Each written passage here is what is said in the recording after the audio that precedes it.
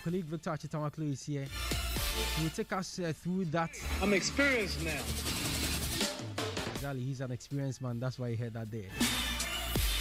All right, so once again, you're welcome. This is Asaase Radio 99.5. We are streaming live on our Facebook page at Asaase 99.5. You can also hit us on our WhatsApp line. That's 020-000-0995. The show is also live on YouTube at Asaase TV Official.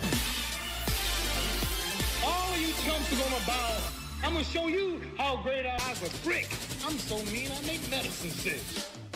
A new world record for Usain Bolt. Lionel Messi! Oh my goodness! Lionel Messi does it again. He's superhuman. Azuma.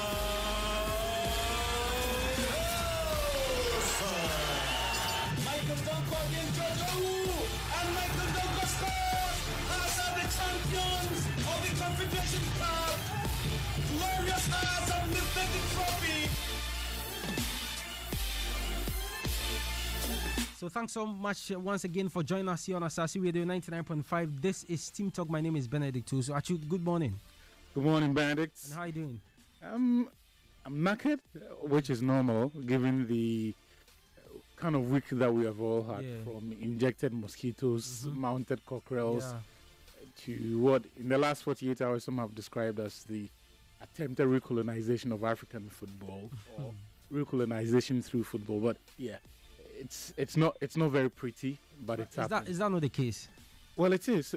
Unfortunately, I don't think anyone can even deny it. We have three set of people giving the decision to almost everyone. Exactly, and the manner in which this has gone on, and so you're having a high-powered collusion, and I'm talking here about the FIFA president Gianni Infantino, the meetings with the African heads of states, the subsequent meetings with the ministers of sports, and then with the candidates themselves or the individuals who were going to contest the presidency itself, and how all of a sudden all of them started pulling out of the elections, and then subsequent to them withdrawing their candidacy, you had some of them getting big contracts, big gigs, big appointments to certain boards, hitherto, which wasn't the case. And for me, it's sad, but I mean, at the end of the day, it also... It's not the beginning of corruption. Oh, of course it is. For me, I've always said that for every public office holder whose path to ascending that particular office is one that is littered, or who had to buy their way into that office, or if the process is so expensive, the reality is that they will be forced to try to recoup whatever investments that they made in going into that office. I mean, there's no two ways about it. The unfortunate thing is, this was so predictable. It was. You didn't have to be a student of African football or of governance and politics to even predict that this is what Motepe was going to do. Maybe what we did not expect to happen, and even that we should have known, because look, even when Ahmad was becoming CAF president, it was the same procedure. So you had Gianni Infantino coming down here to meet Kwesi Antechi. Kwesi subsequently decides that he's not going to vote for Hayatu, votes for Ahmad. They go to Cameroon, Nigeria, and you can check all of the vice presidents on that seat. Every single person betrayed. And you see, that's the problem. Isn't it a major worry for Africa that you always have to wait for FIFA to, determine who becomes the next leader of our federation? It is, but at the end of the day, it comes down to money and the fact that people are not. I don't know if nationalistic would be the right word. We should be our own. Since we are now talking about the continent and not just one country, because if you love the continent that much, you will not make some of these moves. Because for those who do not really understand, it's not just about FIFA getting to tell you that this is the president that we want or this is the individual. It's the concessions that you have to make. And then when they become members of that FIFA Executive Council, it is who they vote for and which issues they vote in favor of. Most of these issues do not really inure to the benefit of African football. And so at the end of the day, you do not really get the sort of investment that allows you to carry out capital projects or the stuff that you need for the continent to progress. Rather, it's stuff like the FIFA Goal project. the COVID reliefs. Yeah. That is what you are going to get. Okay. But still, there is that gap in terms of coaching and certification on this continent and what's out there in Europe. There is that gap in terms of the structuring of youth football. Because ask yourself, why is it that FIFA says they're investing so much into African football, and yet the very issues that bedeviled that 15, 20 years ago are still...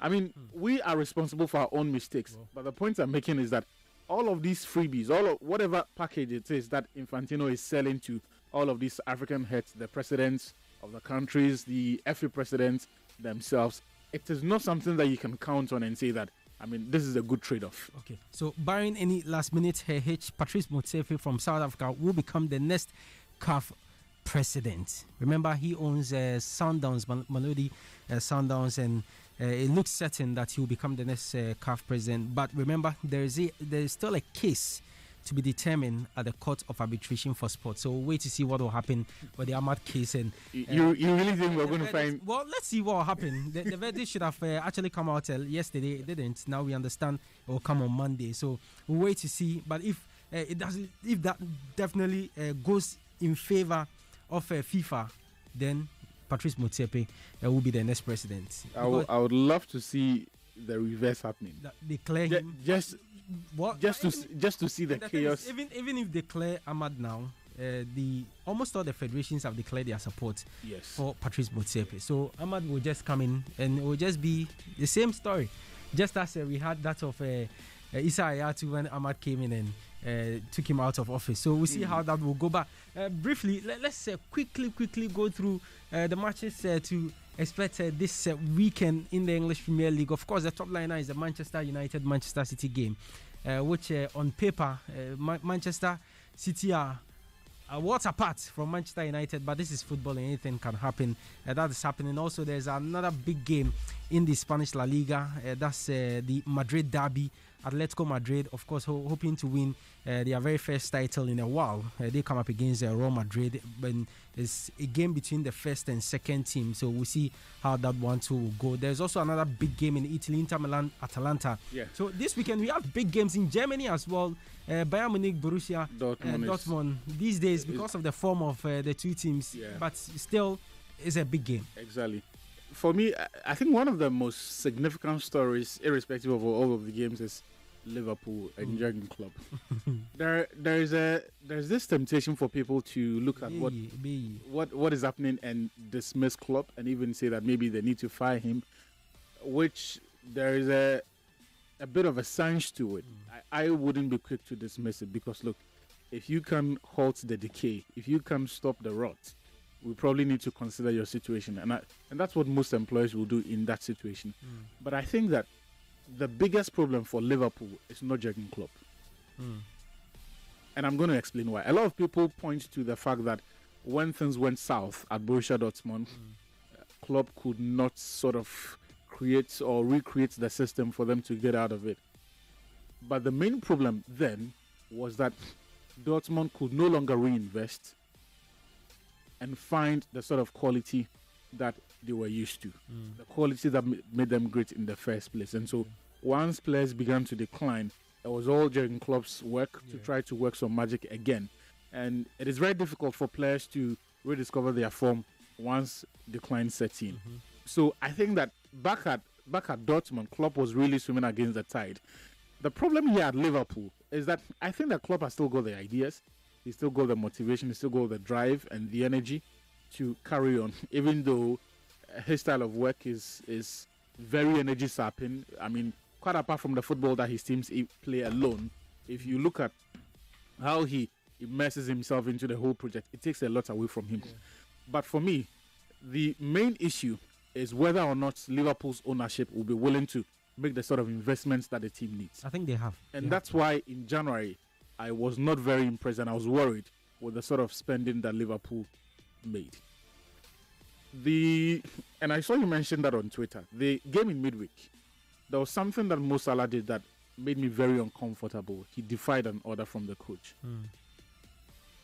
He asked him to backtrack and he didn't. At the base of it, be it insubordination or whatever you look at it, at the base of it, the player could not perform. I mean, that's in the simplest of terms. He could not perform a task. It could be fatigue. It could be the fact that he wants to try something new, whatever it is. But Klopp needs players that will listen to him and perform at the levels that he wants to. To do that, he needs capital to reinvest into the squad. Because look, there are not many teams that are able to stay consistent beyond 4 or 5 years. Even for those who do after 3 or 4 years, you would have to reinvest into the team. That's how the greatest coaches stay relevant. Alex Ferguson, Pep Guardiola, Klopp himself, and all of these, Carlo Ancelotti, all of these. You made mention of Pep Guardiola because there's a perfect example Exactly. at Manchester City too. At a certain point, I mean, players have a lifespan. I'm not talking about even their career. Their peak has a lifespan. You either have to plan your team such that by the time they start declining, by the time diminishing returns set in, you have a ready-made replacement available. Or you have resources to find that, or you can find a system that accommodates their weaknesses and then still is able to produce at optimum levels. Where Liverpool has gotten to now, I think that they may need to move someone like Mohamed Salah on. One of the front three has got to go. Because the reality is that they are not performing at the same level. And I don't think that where they are now, they can make as in the past, it would not have been a problem for Firmino not to be scoring. Of getting a top striker in to compete with them. Whatever it is, they need a regular outlet of goal. You just talked about building a squad depth. Yes. If you go to Manchester City, there is a Kevin De Bruyne. Let's even use the laterals. Yeah. Now you have the likes of Mahrez, Bernardo Silva, and all these guys are there. Yeah. At every point in time, Pep Guardiola is able to turn and look on the bench and get somebody in when a player is messing up. But if you're allowing Mohamed Salah to go bring in another top player, who then was, challenge that player on the pitch, who then later becomes like Mohamed Salah and starts messing up. That's a legitimate concern. However, we're talking about different problems here. The kind of quality City have got is one that you can easily rotate. You can't rotate Mane and Salah. Okay. Both would have to play. All right. And if you bring in a bigger name or a name as big as either of them, that individual also will demand to play. Okay. My point is that where they are now, in the past, they could afford to have Firmino not score because the two other strikers are scoring an outrageous amount of goals. Exactly. These days, that's not happening. So you need to replace the goals that Firmino isn't giving. You need to add to what Salah and Mane are offering. And then you need someone that will give you still the balance that the team needs. I mean, then you probably have to talk about the defense and the other problems. Yeah. That's why I'm saying that Liverpool's biggest issue now is whether or not the ownership will be willing to invest. Because look, Klopp is still top 2. Of course, he is. And the talk of sacking him is something that makes me go like, are you really serious? I mean, at the end of the day, sacking Jurgen Klopp. For who? The only reason why for instance, if I'm to advise Klopp, I would ask him to move on is if he realizes the ownership is not willing to make the sort of investments the team needs. After everything that he's done for the club, winning the league when it comes to American 30 years, I'm sure they would. When it comes to American football club owners. So check it. Our time now is 20 minutes past the hour of 11. This is Teamtalk here on Asaase Radio 99.5. Our special guest is already in the studio, Mr. Bendino Mensah, who is a GOC president, Ghana Olympic Committee president, seeking for re-election. We'll engage him today here on the show. So if you have any question, please post it on our Facebook page at Asaase Radio 99.5 at Asaase Radio 99.5. You can also send in your comments to our WhatsApp line, which is 020 000 995. Now, though, as I made mention earlier, today is Independence Day, 64th Independence Day in this country, Ghana. And as part of activities to mark this day, the golf, that's the Achimota Golf Club, they are organizing the Independence Golf Championship. It actually started yesterday, and we've got Kuku Fosuhine, who is competition secretary at the Achimota Golf Club, on the phone. Hi, Kuku. Good morning. Good morning, Benedict. How are you doing? How's everyone? We are very well, thank you. Awesome. I mean, it started yesterday. From yesterday up to today, what's been happening? Right, so yesterday we had the professional tee off, and so we had 12 players qualifying for the finals today. And then this morning, the amateurs started teeing off from 6:30. And as I speak to you, the last group for the amateurs have just teed off. So let's see who wins the day. Yes, Kuku, I'm listening. Yes. The update now, our sponsors are here. Asaase Radio also covering up. So basically, it's a very huge day. We have a field of over 90 players practicing golf in social distance and all the protocols being observed. So we're excited to be hosting this Independence Cup, and we look forward to see the champion. So at what time are we likely to get a champion? I'm sure latest by 4 o'clock we'll know who carries the day. It's still very keen. We have some interesting scores coming in from the amateurs. And are you able to give us some of the scores? Well, it's still very secret because the more you keep it tight, the more people want to win. So at the moment, I'll keep all the scores. We've had very good scores. We have people playing 2 unders. We have 5 under par. We have some. But who are some of the big boys there? You know, when you talk about golf, there are some big names. Who are some of them there? Today we've had a beautiful day. We've had an honor of Asaase Full Passion Crew. We've had an honor of Serge from Jonah. We have Maulia Babio, Frank Du Jr. We've had the Ghana Golf Association, Mike Agri. We have Ofori Boate. We have some very amazing top people here, Mr. Ben Bad. We have some Dr. Juliet. We have Mrs. Joy Akutu. So it's a really mix of very experienced golfers we've had in Ghana. All right. We'll come there and we'll definitely do more of this later. But thank you so much for everything that you're doing for Ghana Golf and also the Achimota Golf Club. So you hear from us. Thank you so much, Benedict, and have a good afternoon. All right. So that was Kwiku Fusuhine, who is competitions manager at the Achimota Golf Club. The Independence Golf Competition, which started yesterday, is on. And as he mentioned, it will end around 4 p.m. We'll be there and definitely we'll let you know who the winner of this year's competition was and is so. And later we'll hear from the person here on Asaase Radio 99.5 as well. So, as I mentioned, Mr. Beninu Mensah is in the studio. Before we get to Mr. Beninu Mensah, let's quickly do this. Actually, you know, we've got some Ghana Premier League matches this weekend. So, yesterday, 2 matches were played. Inter Allies Ashanti Gold ended 1-1 at the Accra Stadium. And then Elmina Sharks gave Asante Kotoko their very first away defeat in this season's Premier League, and happened to be the first game of interim coach, that's New Odate Lamte. A very good result for him. Asante Kotoko in all competitions, and that's not great. For Odate Lamte, this was expected. I felt that at a point they definitely were going to try to halt the rots because a lot of the issues that they were going through, naturally, they were taking care of them one after the other. So even though they may not have a big capital injection, they sort of restarted the system by changing the technical department of the team. What that also comes with is that Odate is going to bring in a lot of the kids from the Glow Lamp Academy, who he's known for years, and excuse me, they will definitely play for him. In terms of cash, I suspect, and I know there are negotiations ongoing between the government and Dr. Papa Kwesi Ndum, and so I suspect if they reach a resolution soon, I mean, Sharks may have some resources available to do even things like the pitch that a lot of people are complaining about. So that result did not surprise me. And I don't think that's going to be the last in the next couple of weeks from Odate Lamte's team. All right, so their game against Asante Kotoko yesterday ended 1-0 in favor of the home team. Well, this afternoon we have Karela. They will come up against the Diana Stars at the Camp Park in Yenasi, and then Kim Faisal Liberty Professionals will be at the Techiman Park. And then on Sunday, that's tomorrow, we'll have Bukum Chelsea Media Mercy. Another big game to expect at the Bukum Golden City Park. Accra Hearts Folk, as I made mention earlier, Samobodu will start life there against Wafa. What a test.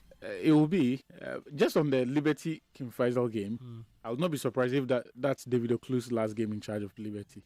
What are they going for? I don't know, but I mean, the sort of form they are on, it's difficult really for anyone to make a case for him. For Samuel Bodu, that's where it all begins. But they've just brought in new players. I think they should give him time. Liberty? Yeah, they brought in some new players in the window. Well, so I'm saying this purely on the last 4 games of theirs that I've seen. Okay. The issues persist. All right. The squad imbalance persists. The poor game management. And I think that's the biggest problem at Liberty now. Okay. Because irrespective of the players that are there, still, the coach is unable to influence games. And you're looking at them not being able to react to what opponents are doing, and ultimately they are losing games. And that's why I feel that we're going to see another managerial turnover at Liberty. And briefly on your man Sam Obodu, he starts live tomorrow against Wafa. He starts live tomorrow, but I think that his real work begins next season. I think for now he'll just be laying down the principles, try to shake up the system, get the players to come to understand what he expects of his team.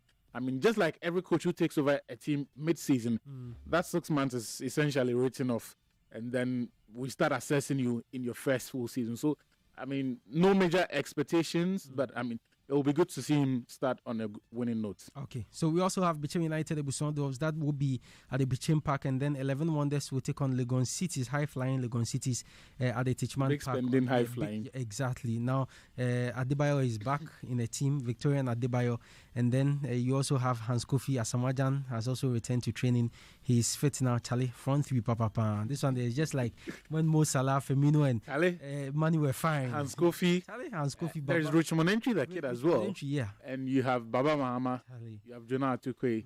I mean, if Bashir Ford can find balance in this team and get the rest of the supporting cast to work very hard for the team, it'll be a team to watch. Look, in terms of ability alone, I don't think there's any team in the league that has options better or even as good as the front four of Legon Cities. Wow. I mean, Hans Kofi, Adebayo. People seem to have forgotten. This was the guy who, from a wide position, scored 23 goals out of 27 games. He's that good. And we've seen what Baba Mahama is also capable of doing. And so, in terms of ability, there are no questions here. Okay. All right. So, we also have Dreams FC Great Olympics to come. That will be at the Theatre of Dreams in Dewo. These days, Dreams FC, they just score just like that. They catch you, they score 5-3. They're up against Accra Great Olympics, so we'll see how that will go. So these are games to come in the Ghana Premier League. Remember, tomorrow from 3 to 5, we'll be here with live commentary of the Accra Hearts of Oak Wafa game, and then we'll get updates from the other league centres. But also, the Women's League is will be happening this weekend. So briefly, the Northern Zone games, Fabulous Ladies will come up against Prison Ladies, Supreme Ladies, Ashtown Ladies, and then Purple Ladies will take on Kumasi Academy, and Pim Dakwan Ladies will face Northern Ladies. These are games to come in the Northern Zone. In the Southern Zone, we'll have Immigration Ladies, Soccer Intellectuals, and then Thunder Queens FC will take on Sea Lions FC, Azakes Ladies, Berry Ladies, and then Lady Strikers will take on Police Ladies. Last weekend, I had the opportunity to see one of the games. I think it was the Berry Ladies and Berry Ladies and Pimdakwan Ladies. Okay. What a game that was. And I think they are doing very well. Pimdakwan have a good team. I mean, they have... We need to encourage them. Yeah, they have a system that allows them to get... Yes, that allows them to get very good players on the free. So they essentially don't spend as much as the prison, immigration and police ladies do. I mean, they have got the cash along with Berry. But over the years, they've been playing some pretty good football, and it's good to see. Yeah, we need to encourage them. So that's what we always do here at Asaase Radio 99.5, and especially on this program, Team Talk. We don't just focus on football and talk about Ghana Premier League, talk about Black Stars. We always want to, give equal opportunity to all sports and look at what others are also doing. So women's football, Kakra, we do Division 1, we do Premier League, and also we move on. Check it out, time is 30 minutes past the hour of 11, and our main guest is in the studio once again, Mr. Ben Nunu Mensah. Boss, welcome. Thank you very much. It's been a while. Yeah, and it's good to be here. It's a fantastic place you have here. Well, it is normal. We're waiting for the day. It will blow anybody's mind. Wow. Look, this is my first time here, and this is the kind of studios you find, in the CNNs, in the BBCs. This is just awesome. And we're waiting for the day a guest will come here and they will not talk about how nice the studio is. Congratulations, you guys have done very well. Thank you very much. You've lifted the bar a bit higher, and I'm sure the others are watching you from the side of their eyes. And very soon we're gonna have all the radio stations in Ghana, upgrade and get to this level. Thank you very much, and thanks so much for also coming here on the show. I'll come to you briefly, but Achu, the Black Starlights game is something that I wanted us to talk about. We're actually hoping to get Bossman, William Bossman, who is a media officer with a team in Mauritania. Today is the finals, our very first final since 2013. I mean, a lot has been said about the performance, but the most important thing is they're in the finals, and we have to just support them to win this competition. Of course, as fans, as Ghanaians, it's what, at least on a day like this, it will be it will be close to a crime if we fail to lose that final on the day that we mark independence. And it's what is supposed to. The boys are supposed to show the Uganda spirit. say they are coming to revenge. Oh. Remember the last time we won the Africa Cup of Nations? Yeah. It was Uganda we defeated here in Ghana. So Yeah. they say they also want to revenge, especially when it's on a neutral ground. Yeah. But no, I think that look, if it had been a football club, this is the sort of game where you talk about the spirit of the club, whether or not they are fortified because of the occasion, and if the spirit of the club or the team is alive, you'll see that channel through the players, and then they go out to play. I don't think it's any different for a national team, and I think that for Karim Zito and the boys, on the next week Saturday, we'll talk about the issues that we need to. But for the purpose of today's independence and it being a cup final, we just need to win. You just want to be. We want to see support the team. We want to see the players show everything, give everything, dedication, commitment, sacrifice. The virtues, the ideals, the principles that the founding fathers showed us. Those are the things we want the players to step onto the pitch. It doesn't need to be nice. Yeah. It doesn't need to be champagne football. Just do it anyhow. Just get the results. The results and just win the trophy. I mean, I have my issues with the team. Yeah. On other days, we can talk about how we got there. Yeah. And I think that's also another important conversation to be had. But it will be unspeak of. All right. But it will be unheard of to lose a cup final on Independence Day. All right. So the other thing we should know is that they are playing against a team that has been very, very good in this year's competition, Uganda. So please, if you are somewhere you think that Uganda... And the competition top scorer. Uganda is not a team to beat. Please have everything and just pray and support the Black Satellite as they go into that final. Well, yesterday the third place game was played and was between Gambia, the team that we defeated to make this stage of the competition, and Tunisia. It ended goalless in regulation time, and because it's the third place of game, there is no extra time after 90 minutes straight penalties, and Gambia won on penalties. So Gambia, they've clinched bronze at this year's Africa Under-20 Cup of Nations. If you're asking the time, it's at exactly 7 p.m. Akoben, once again, you're welcome. I don't know if you've been seeing the Black Satellite games. Yes, I watched a couple of our games, especially in the early stages before we got to this, and I think that I was impressed, especially with our second match against the Gambians. You know, the Gambians are beating us in the they beat us in the group stages, and we kind of lifted our game up, and I thought that was something that was worth commending Coach Zito. But because I was a bit worried that once they had beaten us in the group stages, they will have that confidence that look, we can do it again. I think that our boys lived up on the day. These days, I'm sure as you go about doing things, you're okay with everything that is going on with you. But there's a small trouble of the team that you really love, the team that is so dear to your heart. Week in, week out, not giving you the results that will crown everything for you. Well, Benny, I think Liverpool will always be Liverpool. I mean, we'll never walk alone, as you know. Association football has its ups and downs, and I was a bit taken aback when I heard moves that it's likely we could let club go. Look, that will not be the best decision for Liverpool. I think that it's just that unfortunately we're in a time that things are just not happening for us. But it will pass. It will pass. Look, it took club a very long time, like 3 seasons, to build that kind of winsome side. Something might have just happened, and like Achu said, for me, I haven't been too impressed with the Emperor's performance lately, and I think that's about time we get somebody who is kind of challenging him to the position. Maybe it will help him to lift up his game. If it's complacency, then it will get him out of it. I think that's where I think that they have it. But on the whole, the team is just going through a very challenging times. Let's all stand behind the team, and I'm sure it would pass. Of course, the Premiership doesn't look like it's going to happen for us. I mean, look at the points difference between us and City. United hasn't even started. Because Liverpool now is closer to the teams down than Manchester City. So we should be looking at next season. What are the mistakes we made, and then what can we do moving forward? All right. So if you're a Liverpool fan out there, hang on to hope Don't despair. That's the word from us this morning to you. But say you came here, I mean, for GOC matters and all. For the last 4 years, how has it been? Well, just like any organization, it might have had its ups and downs. We might have our challenges. We might have, things that would have expected would have gone some other way, but it didn't. And I think that what is important is you look at the good things that you were able to do as compared to those that you were not able to do. Yeah. So if the good ones far outweigh the expectations that you were not able to meet, then at least you can go out there and say, at least we made some headway. We had set certain targets for ourselves, and I think that looking at what we planned doing and what we've been able to do, we must have done maybe about close to 80% of what we are set out to do. And I think that is, especially with all the challenges that we had to go through for a year because of COVID. But I think that it's not a bad situation. 80%?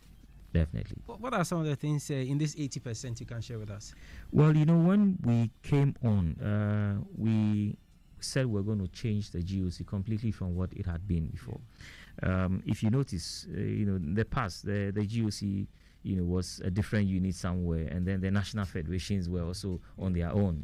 There was not that synergy, there was not that cooperation. So my first objective was that we need to bring the national federations very close to the GOC, because we're there because of the national federations. Look, if we have less than 4 national federations, then you can set up an NOC. So we immediately set up a committee, or let's say a National Federation Relations Subcommittee, so we can bring the national federations very close to the GOC. Okay. What we also realized that there hasn't been much impact of the GOC on the national federation, apart from the few courses that we run for the national federation for their coaches, and sometimes athletes that they put on scholarship. Even then, the scholarship ended up going to one federation, which virtually hijacked all the scholarship.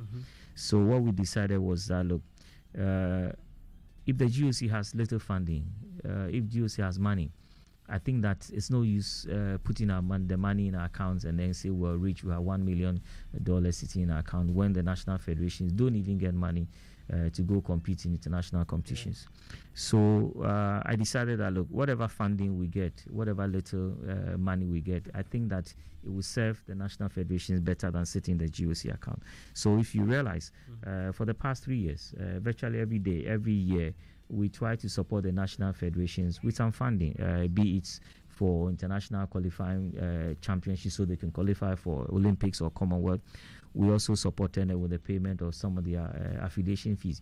You will not believe it that for something as low as $500 a year, a federation would be in bad standing with the international body. And so $500 to a federation, for instance, like netball, meant a lot of help to them, because then immediately they get back into the international federations, and then they are seen as part of the international federations. Now, what we also did was that we kind of diverse the scholarship to the various athletes, so that at least more national federation athletes could benefit from our scholarship scheme. So you realize that even though currently we have about just about 12 national federation athletes on scholarship, I think only 7 of them goes to track and field, which has always dominated our scholarships. And you have athletes from shooting, from judo, from weightlifting, now enjoying scholarship from the Olympic Committee. We also try to bring the National Federation president closer to the GOC. Let them all feel part of it. You may not necessarily have to be a board member of the GOC for you to belong to the GOC. So we did that by creating various subcommittees, even though some of them were not as active as would have expected them to be. Created these subcommittees so that if you're a national federation head and you're not on a GOC board, at least you're chairing a committee or you're on a committee, so you can also contribute your quota to the development of the GOC and development of our sports. One thing we also realized that most of the national federations lacked recognition or exposure or mileage. Okay, so we came up with this idea of attaching media persons to the various national federations. You see, because the more visible a product is or a personality is, then it warrants an association by a sponsor. So what we did was that we attached various media guys to federations, so that as much as they do the rest of their sports programs, or they talk about football, they talk about all the other sport disciplines, they would give a little bit of their time and focus on promoting those particular disciplines. So, for instance, if you had a media attaché for weightlifting, which I think was Romeo Drew from Peace FM. Even though Romeo will still do all his other sports, Romeo will spend an extra time to talk about weightlifting. You see, the more potential sponsors hear about a particular discipline, the more they are likely to respond to you when you go to them for sponsorship. Because let's face it, I mean, the ministry doesn't have enough money to cover all the national Before teams. you even go on, why should that be the job of the GOC? Why not the federations rather have that job by getting the media, the media attaches, as you mentioned? Well, Benedict, I explained from the beginning to you that without the federations, there's no GOC. So if there's a little, or if there's something that we can do to even create that awareness within the federations and tell them this is what you need to do.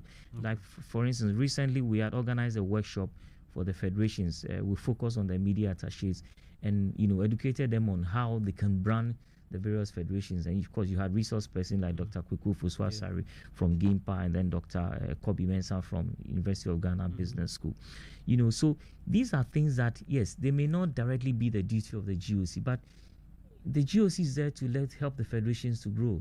So if there's something that we can do to help them to grow, or there's an awareness that we can create for them to immediately become independent. You see, once the federations are well funded, once they can go out there and raise their own funding, it reduces the pressure on the GOC. Because anytime they go to the ministry and there's no money, then they come to the GOC. I mean, it got to a point, everybody says football is rich, football has money. But at the end of the day, we had to come in to save the Meteors when they had to go for their last qualifiers for the Olympic Games. Give them some money. So it's yes, it may not be our duty, but that is what we are there for. And in my GOC administration, what we have also said to ourselves, we're not going to leave the burden of funding the national team on only the ministry or on government, because government alone cannot fund our sports. We have to find a way of getting corporate sponsorship into sports. We need to have a way of getting other people who are interested in the development of our youth to come and support. And the only way you can do that is by creating a good brand, and creating a brand that is visible and people want to be associated with that brand. So that is something that the GOC took upon itself. So that's how come you realize that we'll go out of that way, and create an enabling environment for a national federation so that they become attractive and they can attract sponsorship. In terms of sponsorship, and it's good you ended on that note, were you able to raise enough sponsorship to support your activities and that of the federations? Well, for activities of the GOC, I would say yes. But activities of the GOC is more or less activities of the National Federation. As I said to you earlier, anytime we're going for games, it's always government. We go write letters to the ministry so the ministry can find money to buy tickets, to equipment, kitting and stuff like that. So what we had decided in my administration was that, yes, as much as it's the government's duty, it's the ministry's duty, what can we as GOC, as a body, do to support the government? So we realized that all the way from the Bahama Games to I think the Commonwealth Games, every games that Team Ghana had gone to, the GOC has contributed financially to support the government, even though the government was picking up. For instance, for Bahamas, I think the total budget was about $80-something thousand. GOC came up with about $30,000 to support government. But Bahamas, we didn't get all the athletes there. Yes, unfortunately, I'm sure you know the kind of challenges that we had with flight problems, booking, and then when you needed to arrive there for the opening ceremony. Bahama was just the challenge was purely from flight arrangement, which we couldn't get. I think at that time I've forgotten the airline, the travel agent that helped us. It was very difficult getting flights to Bahamas because the flight from the US into Bahamas goes on particular days, and then particularly we thought it would be a waste of time if you're getting there when the game or your activity had been done. So unfortunately, we couldn't get everybody there. But somehow, we managed to get a team there, and they came back at least having done something. Now, from Bahamas to Buenos Aires are the Youth Olympic Games, to the Commonwealth Games, to the SAR Games, the Beach Games. I mean, these are games that the GOC, contributed or sometimes funded 100%. For instance, like the SAR Games and then the African Youth Games in Algeria. The SAR Games was in the of course SAR. The GOC entirely funded Team Ghana's trip to the place. We're doing that to support the government. We didn't want to leave all the burden onto the ministry. So where we can, of course, for the SAR Games, we have written to the ministry and they made it very clear that it would be very difficult for them to raise, to support us. So if we can find money from wherever we can. So we wrote to a few companies came on board. Ashfoam came on board, and Ashfoam gave us 3 tickets for 3 athletes. Toyota also came on board. They gave us some money, and then the rest was from individual. I remember the basketball president, Mr. Aduashon, paid $5,000 to us so that his team can also go. So it was individual efforts, and it finally got us there. And thanks be to God, our volley team performed very well. They were second, and they came up with a silver medal. So even though we had to hustle to get to SAL, we came back with some success. So would you say one of the main challenges you faced in the last 4 years possibly could be the funding issue, especially when normally we are going for major competitions and championships and we are not getting money from government, and you had to fund everything yourself? Well, funding has always been a problem from the last 16 years. I think supports from the ministry to the national federations had ceased since the time Akua Sana Danswa was the minister. Things started going down from then. When we started our sports administration in the early years, you had a lot of support from the ministry. I mean, any national federation going out there, all you need to do is to send your budget to the NSA. Mr. Walanyuagra will minute on it, and then the money is made available to your Secretary General, and you guys travel and you go and represent Ghana. But things have started going down, and that's understandable. I mean, what has changed? I think that our economic challenges has become bigger, and usually when they became bigger, we should have also extended our sports budget. But you see, as a people or various governments that come and go, they only see sports as a grow, and nobody has really sat back and look at the economic benefits of sport. That is how come our sports ministry has always been, or for some time has been, the second least funded ministry in terms of money that they get from the Ministry of Finance. We need to take a decision as a people that, look, we want to do sports. If we want to do sports, we need to invest in the sport. We need to invest in our athletes. I mean, look, apart from our investment that we put in the Black Stars, Benedict, ask yourself, how much do we invest in our individual athletes, the other athletes who are doing the other disciplines? Nothing. All we do is that when we are going to the Olympic Games or going to the Commonwealth Games, we go and camp for 4 months and go and compete with people who have camped or have been preparing for 4 years, or people whose government have invested in them, make sure they are traveling to countries where the particular discipline is being done and done properly, and we're really focusing on building a winsome team. We don't do it here. That's the unfortunate situation that the Ministry of Youth and Sports finds itself in. There's no money. Our budget is so small that when the Black Stars play 2-3 matches, and of course, the Black Star has a certain pedigree, and as a nation, we need to invest in them to keep that pedigree. Our Black Stars is big. They're big in Africa. They're big in the world. So we need to spend money. So any money we're spending on the Black Star is justified. But we should also make it a point that the other youth or the other children of this country whose talent is in table tennis, is in weightlifting, is in volley, is in the other thing, who need just 1% of what we invest in the Black Stars. We're making money available for them so they can also polish their talent, so they can also go out there and represent Ghana. In any case, these young boys and girls from the other disciplines, when they go out there, they come back home with laurels. Look at the 2 last African Games, or just the last African Games that we went to. Yeah. Ghana won 12 medals. Yeah. 9 of those medals were from weightlifting. The others were from track and field. So that tells you that as much as we want to spend on football, let's also make available money for the other disciplines. Because in the last couple of years, it is those disciplines that has brought African glory to this country. So this problem of no money thing, I think that once the ministry's budget is increased a bit, and then not just increasing the ministry's budget, but I think the ministry should also make a conscious effort that, look, we're giving, say, 50% of the money that comes in to football. The rest of the 50%, we're going to give it to the other sporting discipline, the so-called least finance sports. And we should be very disciplined about it.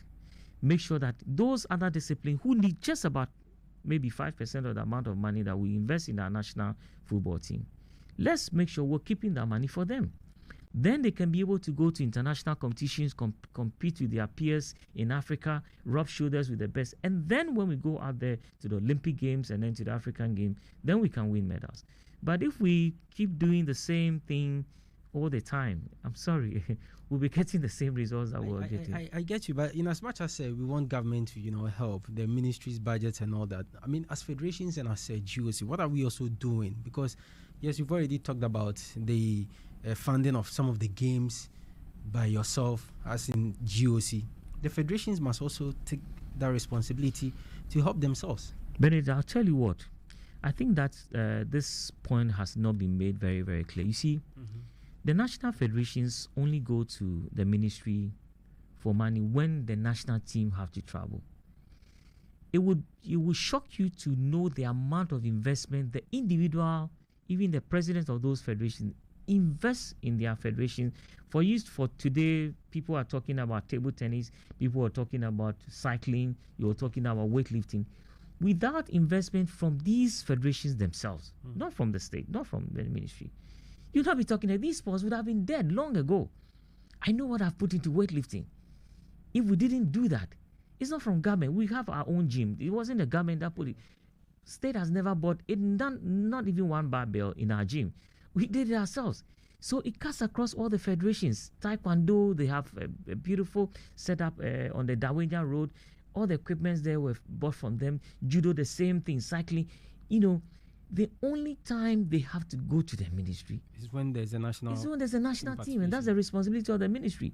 But when it comes to development of those sports, look, these national federation heads are doing excellently well. And I think that the least we can do is to say thank you to all of them. Okay. Because without them, the sports would have been dead. And now, since there is no money for the government and the sports ministry to do it, then comes in the categorization that, okay, we have so many federations. 44. Yeah. I mean, what do we do? When you go to Jamaica, they've identified that, okay, this is what we are good in, and this is what we are good at. Even in the track and field that they participate in, they don't take part in a long jump.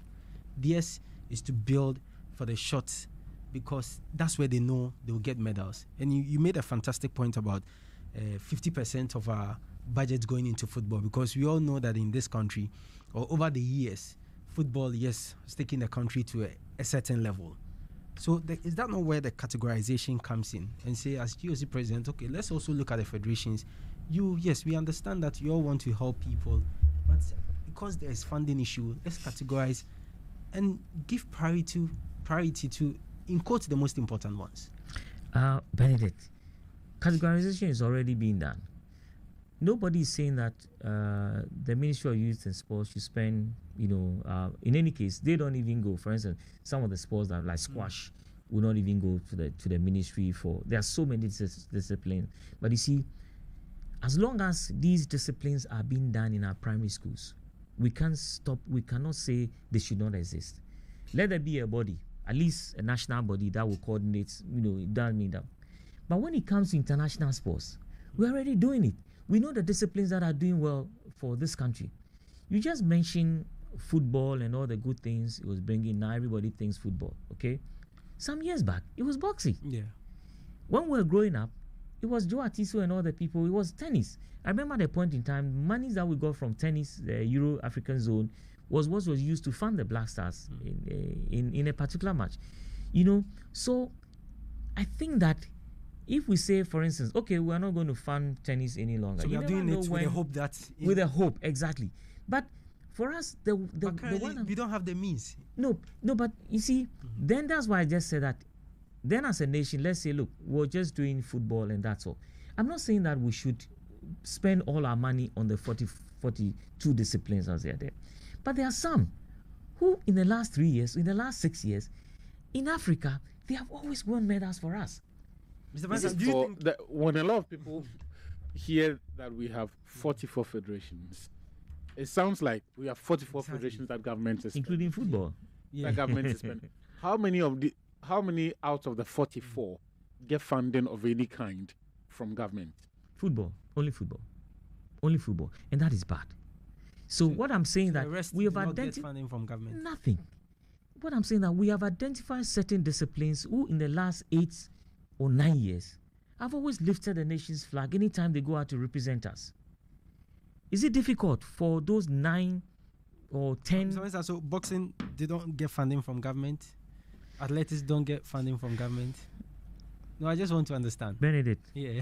I've just told you that traveling to go for international competitions by most of these disciplines is difficult for them. It's not like what you do, you see the Black Stars and they go and sleep in 5-star hotels. In addition to that, they are giving huge bonuses.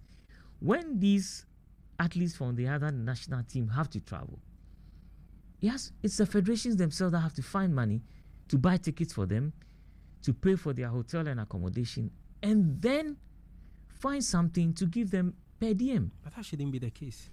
So now that is the realization. That's what I'm saying, that, look, and for me, I'm not blaming the ministry too much.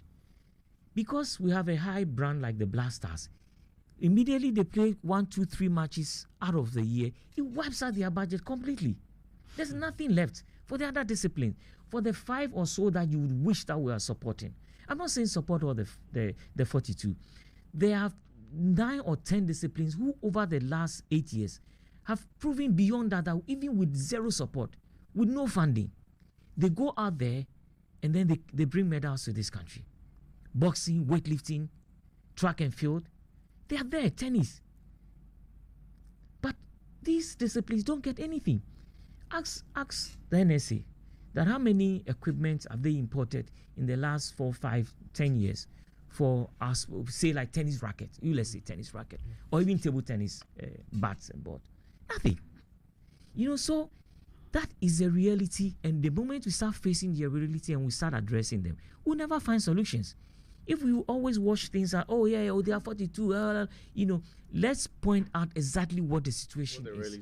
And then people can understand. And people can then say, is that what it is? Let us go on board and help. But if we keep pretending as if, they are 42 and all they do is they want government to sponsor them, anytime they are coming to them, they only come to the ministry when the national team have to travel.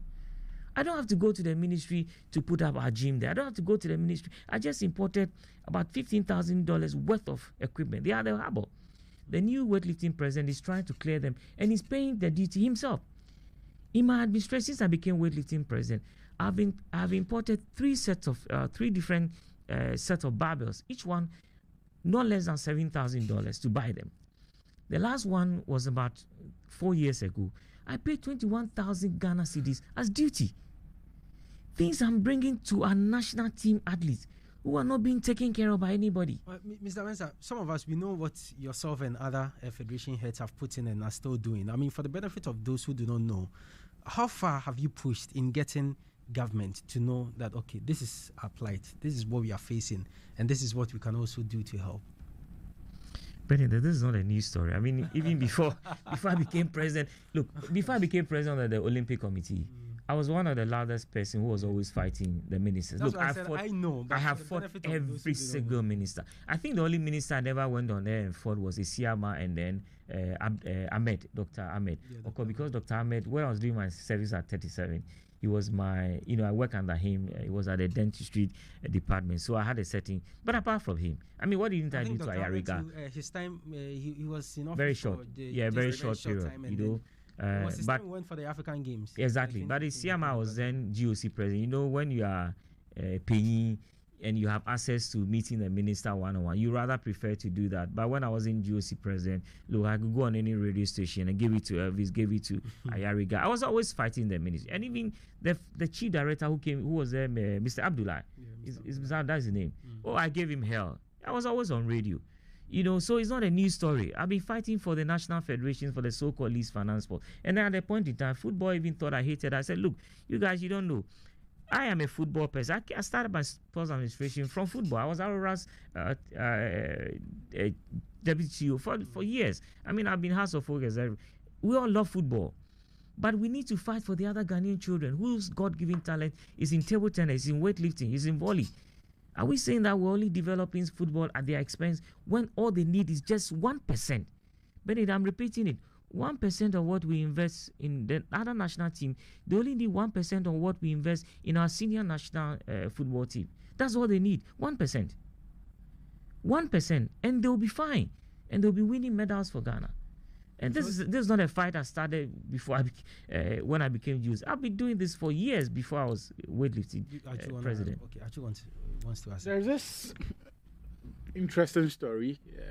I first started when I came to this city, and as the elections got closer, it's reared up its head again, and it's about the cocoa from Ghana. I'm sure you may know them better than most of our listeners. There's a lot of information. And obviously, because of the quarters they are coming from, it's difficult to trust its veracity, and it's difficult actually getting any to prove or deny same. So once you're here, did you inherit any such partnership from the previous administration of any kind that involves cocoa from Ghana?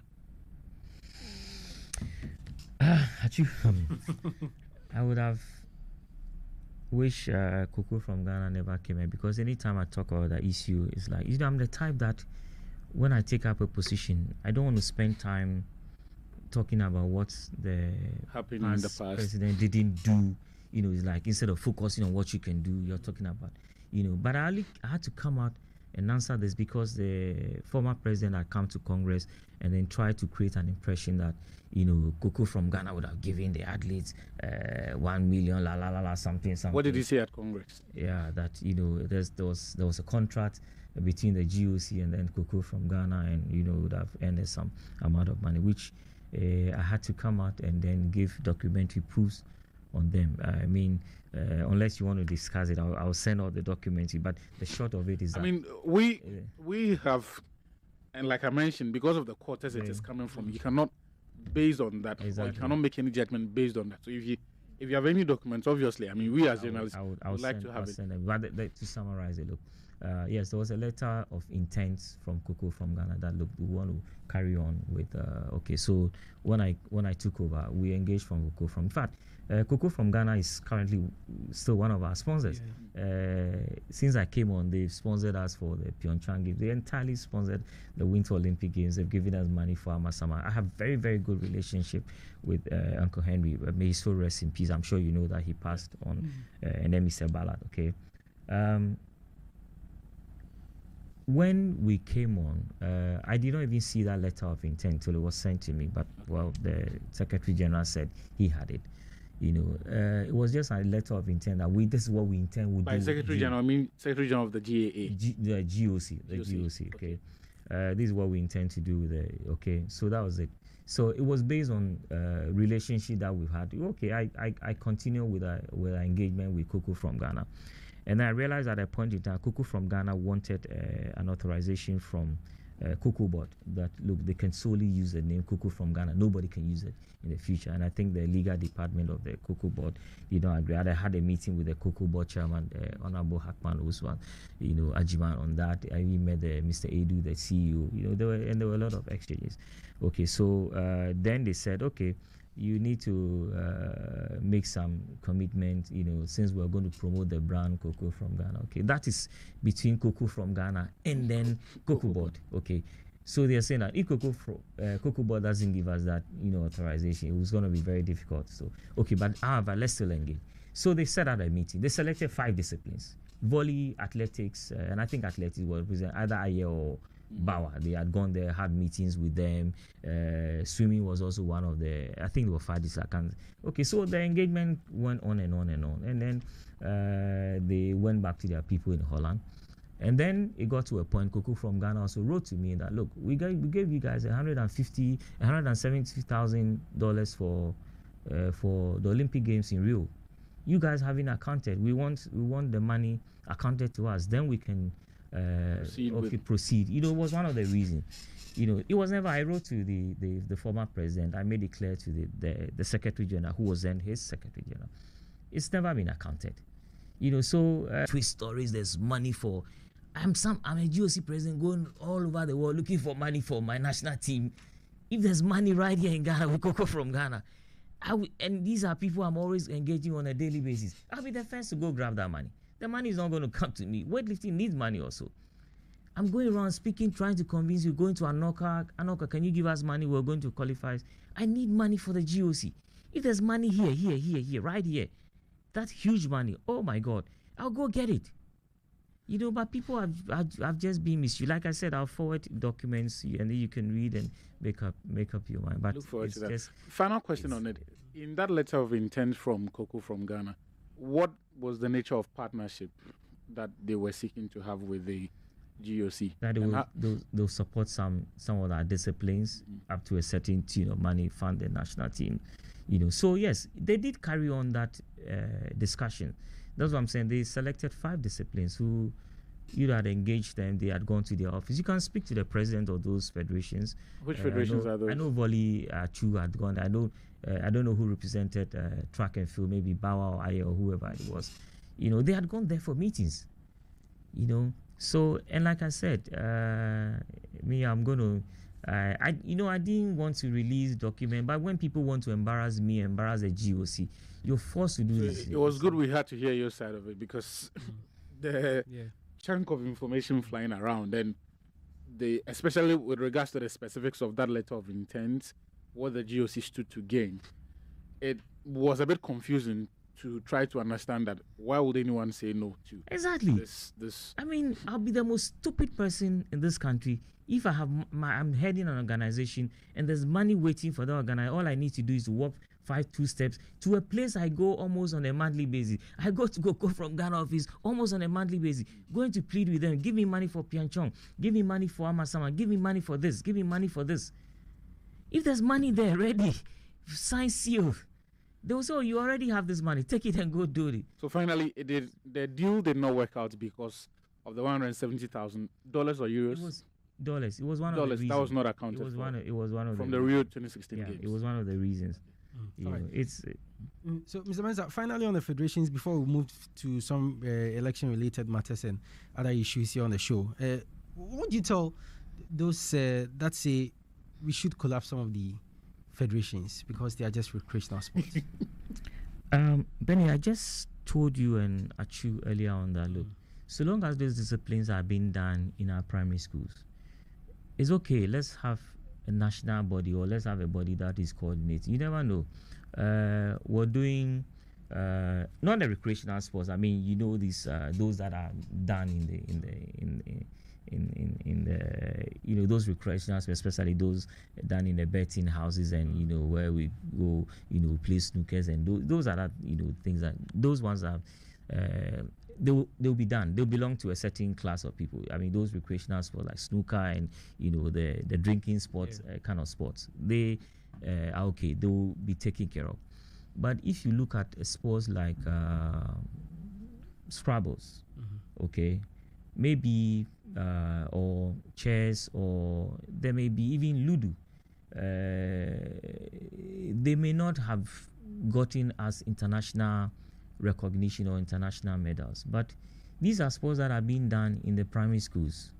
Why don't we keep a body that is even just coordinate even the activities in the having a national sports association doesn't only mean that it's there to go to international game. If the sports grow to the level that they have to go and represent the country, it's being done in Africa, it's being done in the world, and then then that is okay. Then they would have also got into that level. But for the mere fact that it's being done in a primary school, why not? Let's encourage it. That is the boy or girl's talent that God has given to him or her, is to play Ludo. Let's encourage to play Owari. Let's encourage them there. Okay. But when it comes to the national team sports that we take to international games, we all know those ones are doing very well and they've attained national status. So, collapsing the national federations, I don't think that it's a good way to move forward. It is the funding to them that you don't necessarily have to put in money.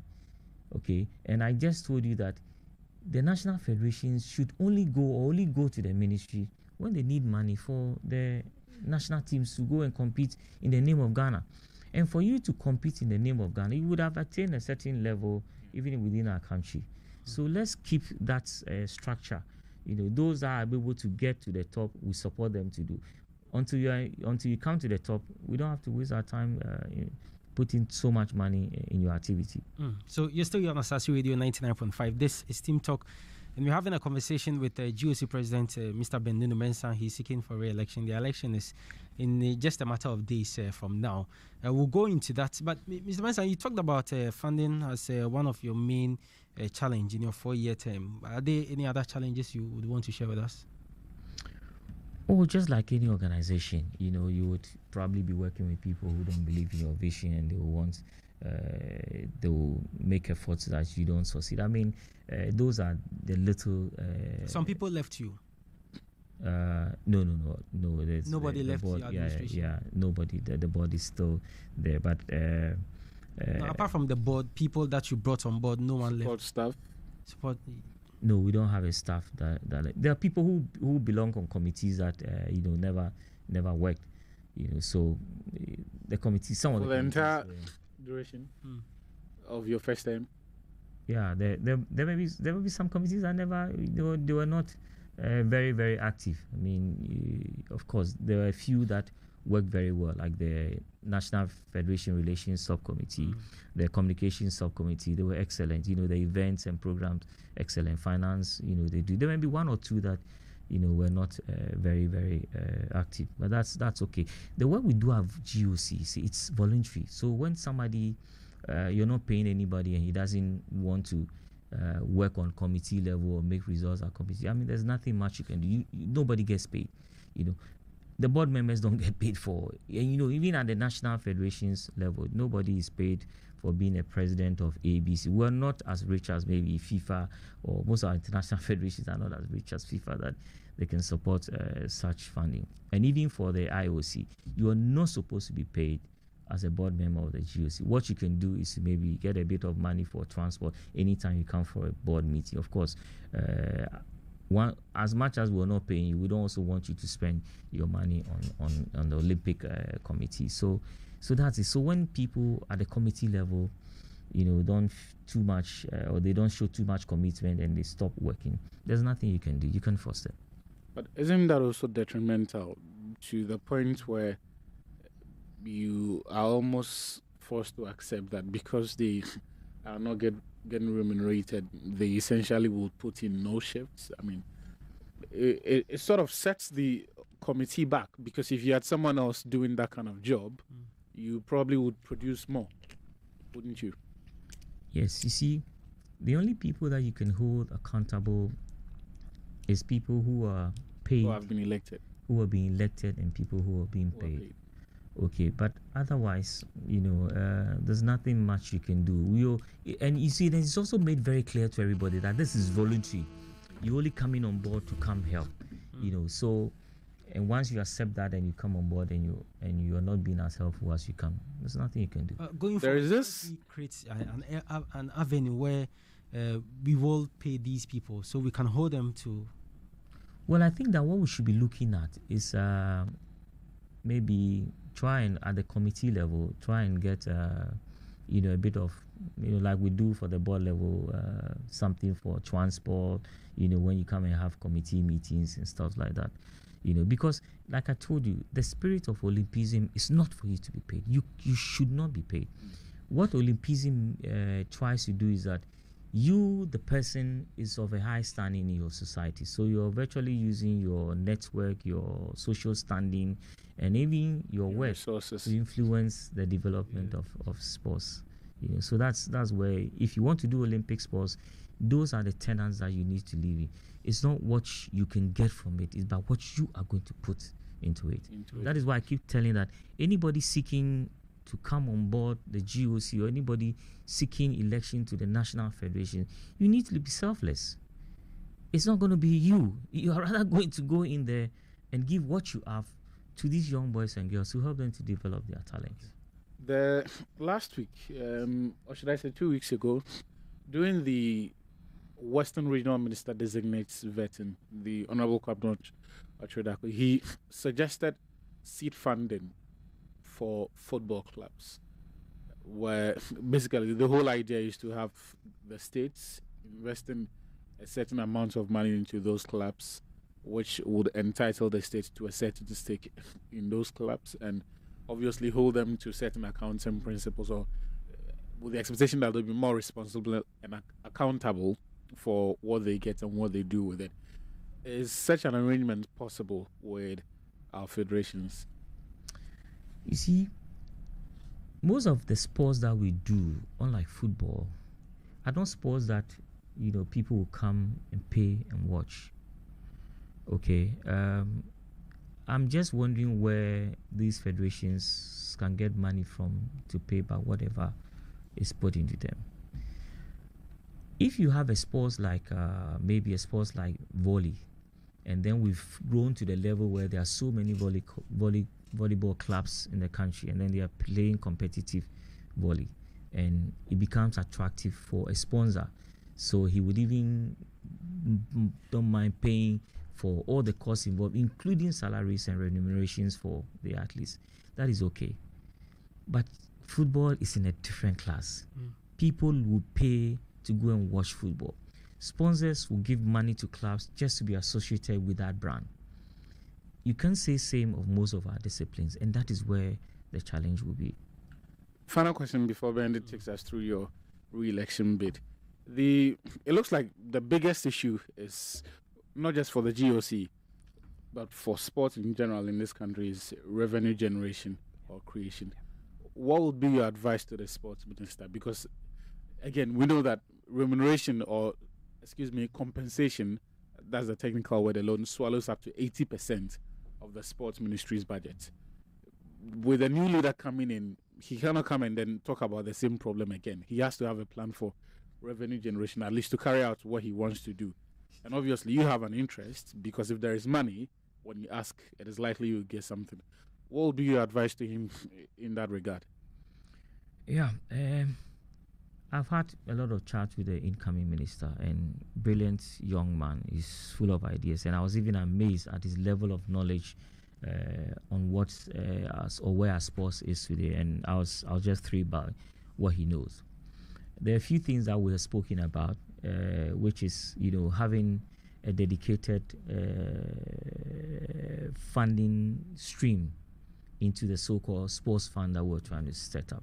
Okay, if we're going to set a sports fund, and the funding will be on the benevolence of maybe companies who want to sponsor, we may have a bit of a challenge. The funding into the fund may not be continuous, because then you're going to depend. So let's look at a few areas where we can, for instance, put a few tax. When Get Fund was set up, for them to ensure steady flow of income into the fund, there was a tax introduced. We did the same thing for our national health thing. Okay, if you want steady flow of funding into our sports fund, then there has to be some form of tax. So if there's going to be some form of tax, what do? There are so many betting companies in this country who are making money out of sports. There are so many beverage companies who are selling alcohol that people weakens our health. There are so many cigarette companies here who are selling cigarettes.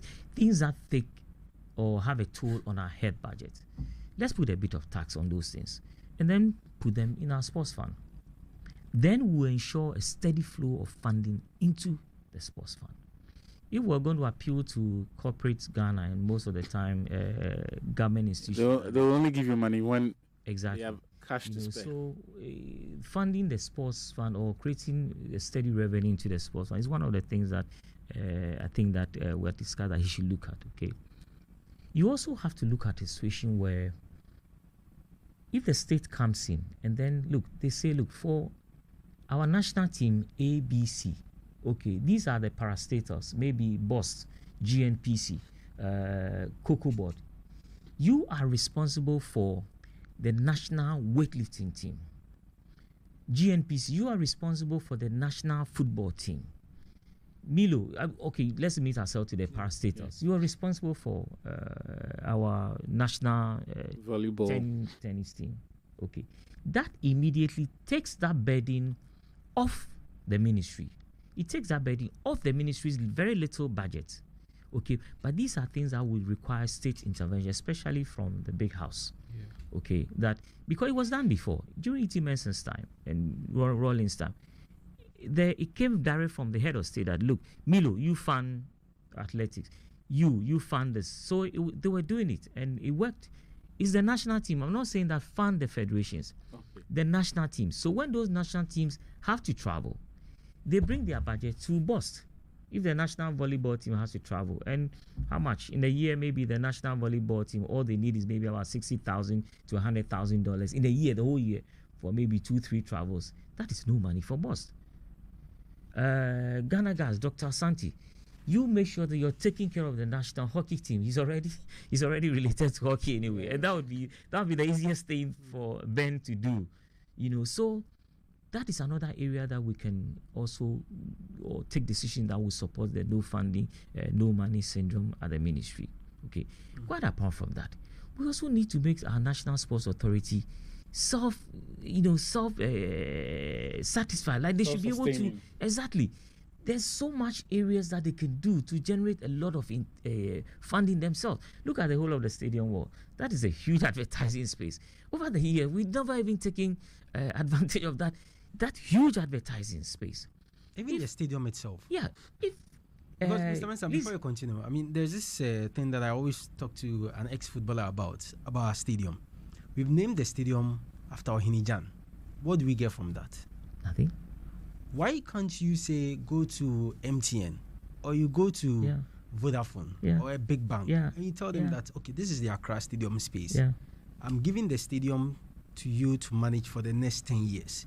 Exactly. Do whatever you want to do at the stadium. Because when you go to South Africa, the naming and image rights. Image rights. Because you see, even at, so you guys.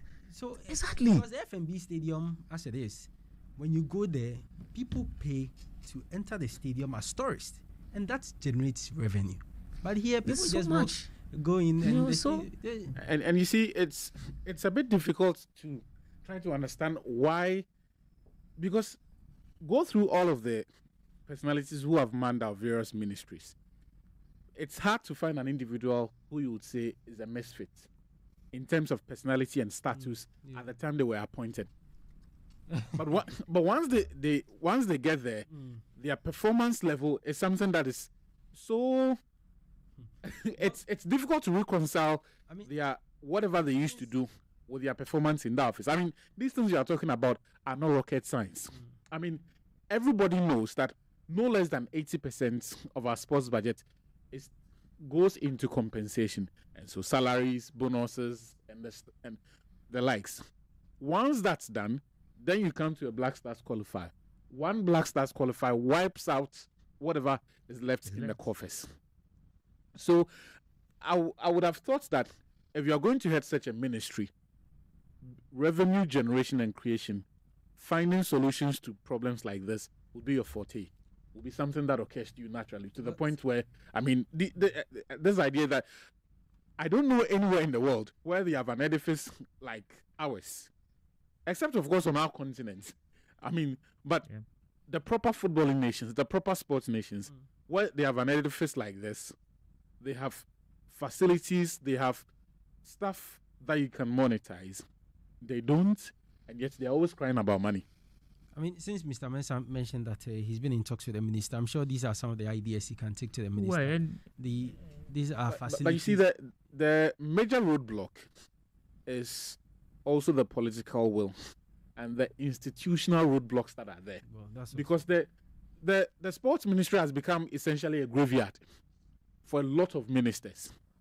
Mainly because of... Why should it be so? Mainly because of the unseen hands and faces at the NSA and at the sports ministry that you have to fight just to survive. I mean, even with Isaac Isiama that survived, his deputy didn't survive. And so, within every 4 years, either the minister is changed or his deputy is changing. But actually, doesn't it amaze you that for a ministry that has virtually net zero funding, There's nothing at the ministry. There's no money there. No, but I So think why is there so much fight. I think that in the ministry. I think the distinction we need to get is that whilst there may not be enough to carry out the capital project and what the various federations themselves need, there is enough to go around for the unseen faces and hands that fight. No, but you see, it's understandable when Yeah. you're fighting over 100 cities. Yeah. Okay. But why would plenty people be fighting over one city? Other ministries have 100 cities. Nobody's fighting there. Yeah. But Ministry of Youth and Sports has just one city, and we're fighting. Oh, Mr. Master, please. it's good. It's good we are talking about Ministry of Sports and the minister. And let me say this: at his vetting, he made mention of the fact that he's going to be minister for all. What, per where you sit, what must he do to be minister for all? Because we've seen and we've heard this. So over- essentially a minister for all federations. yeah, eh? we've heard this over and over. A minister will come, I'll be a minister for all, and he ends up only being a minister for football. No, And Nukra Black Stars. minister for Black I Stars. think that they've all said that before they came in. But when you sit on the seat and the reality dawns on you that if the Blasters won 100 million and you don't get it within the next 5 minutes, the whole Ghana media is going to come on you. Then you see the reality.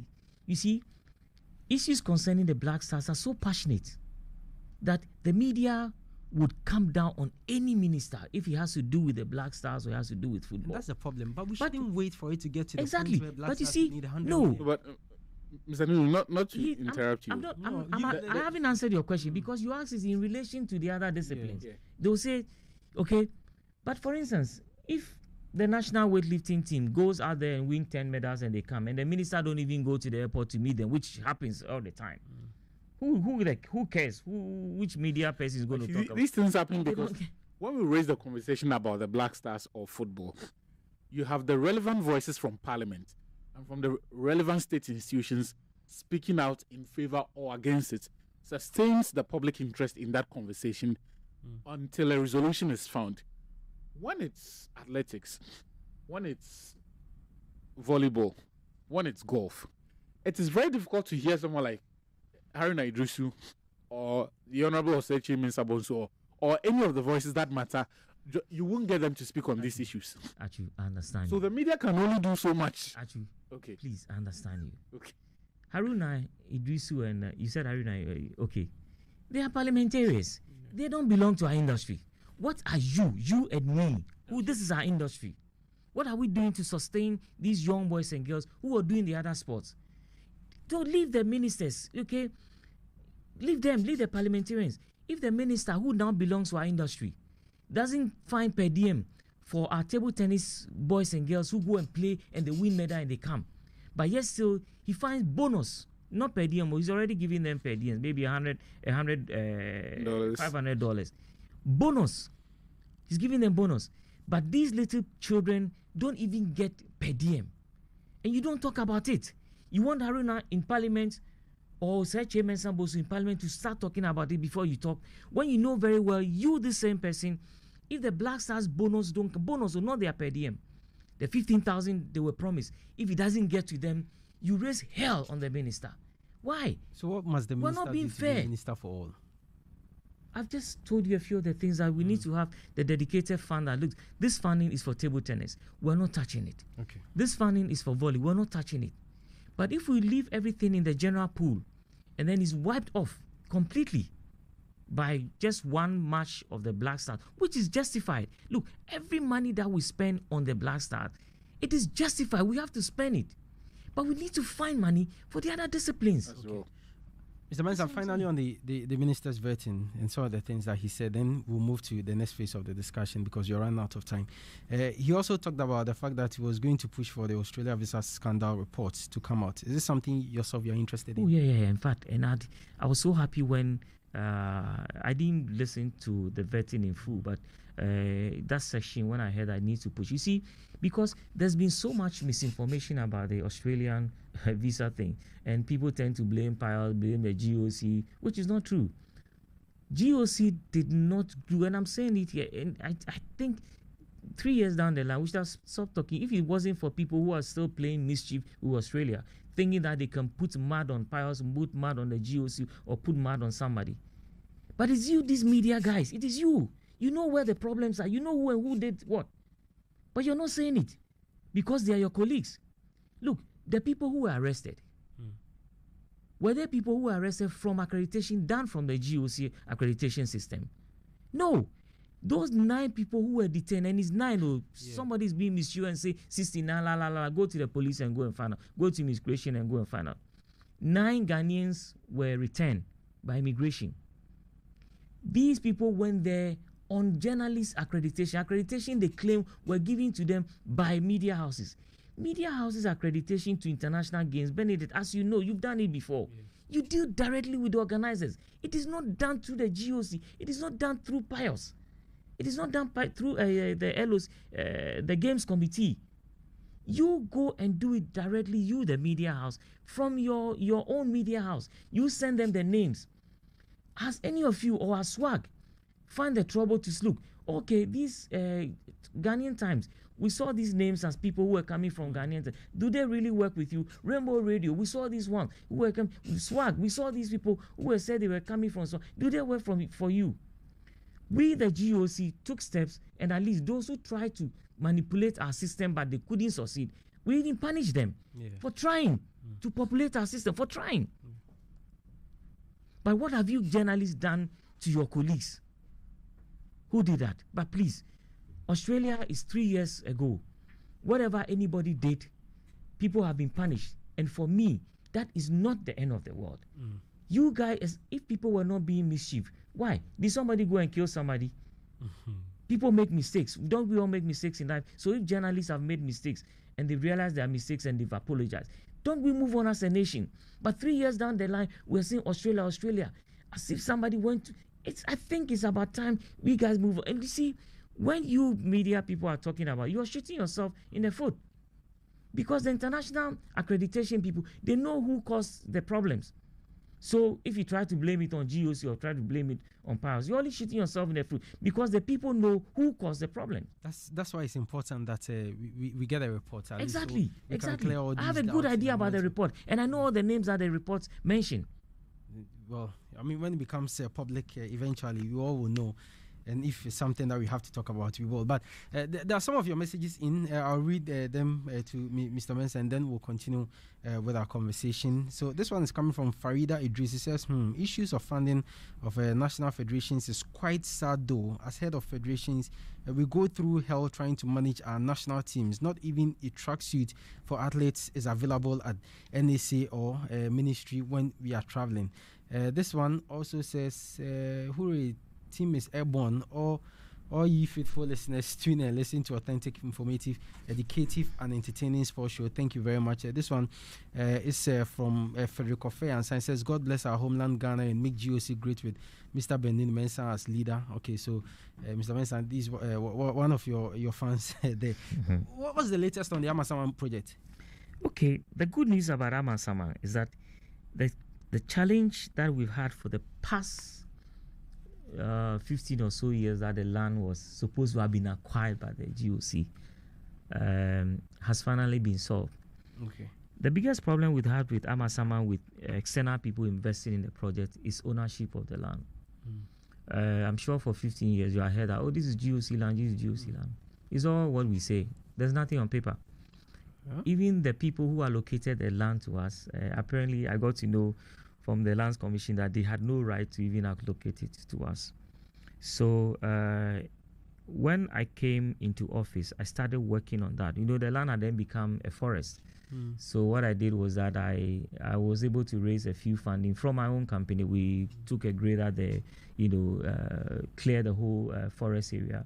And at least now Asaase is a community park where the children in the area, in fact, all the schools in the district, that's where they have their school competition. Okay. We have a volleyball pitch there, we have the netball, we have football pitch. But the good thing that has happened to Asaase, and it only happened just about 3-4 months ago in November, is that finally, the government of Ghana has assigned 16 acres of land at Asaase to the GOC.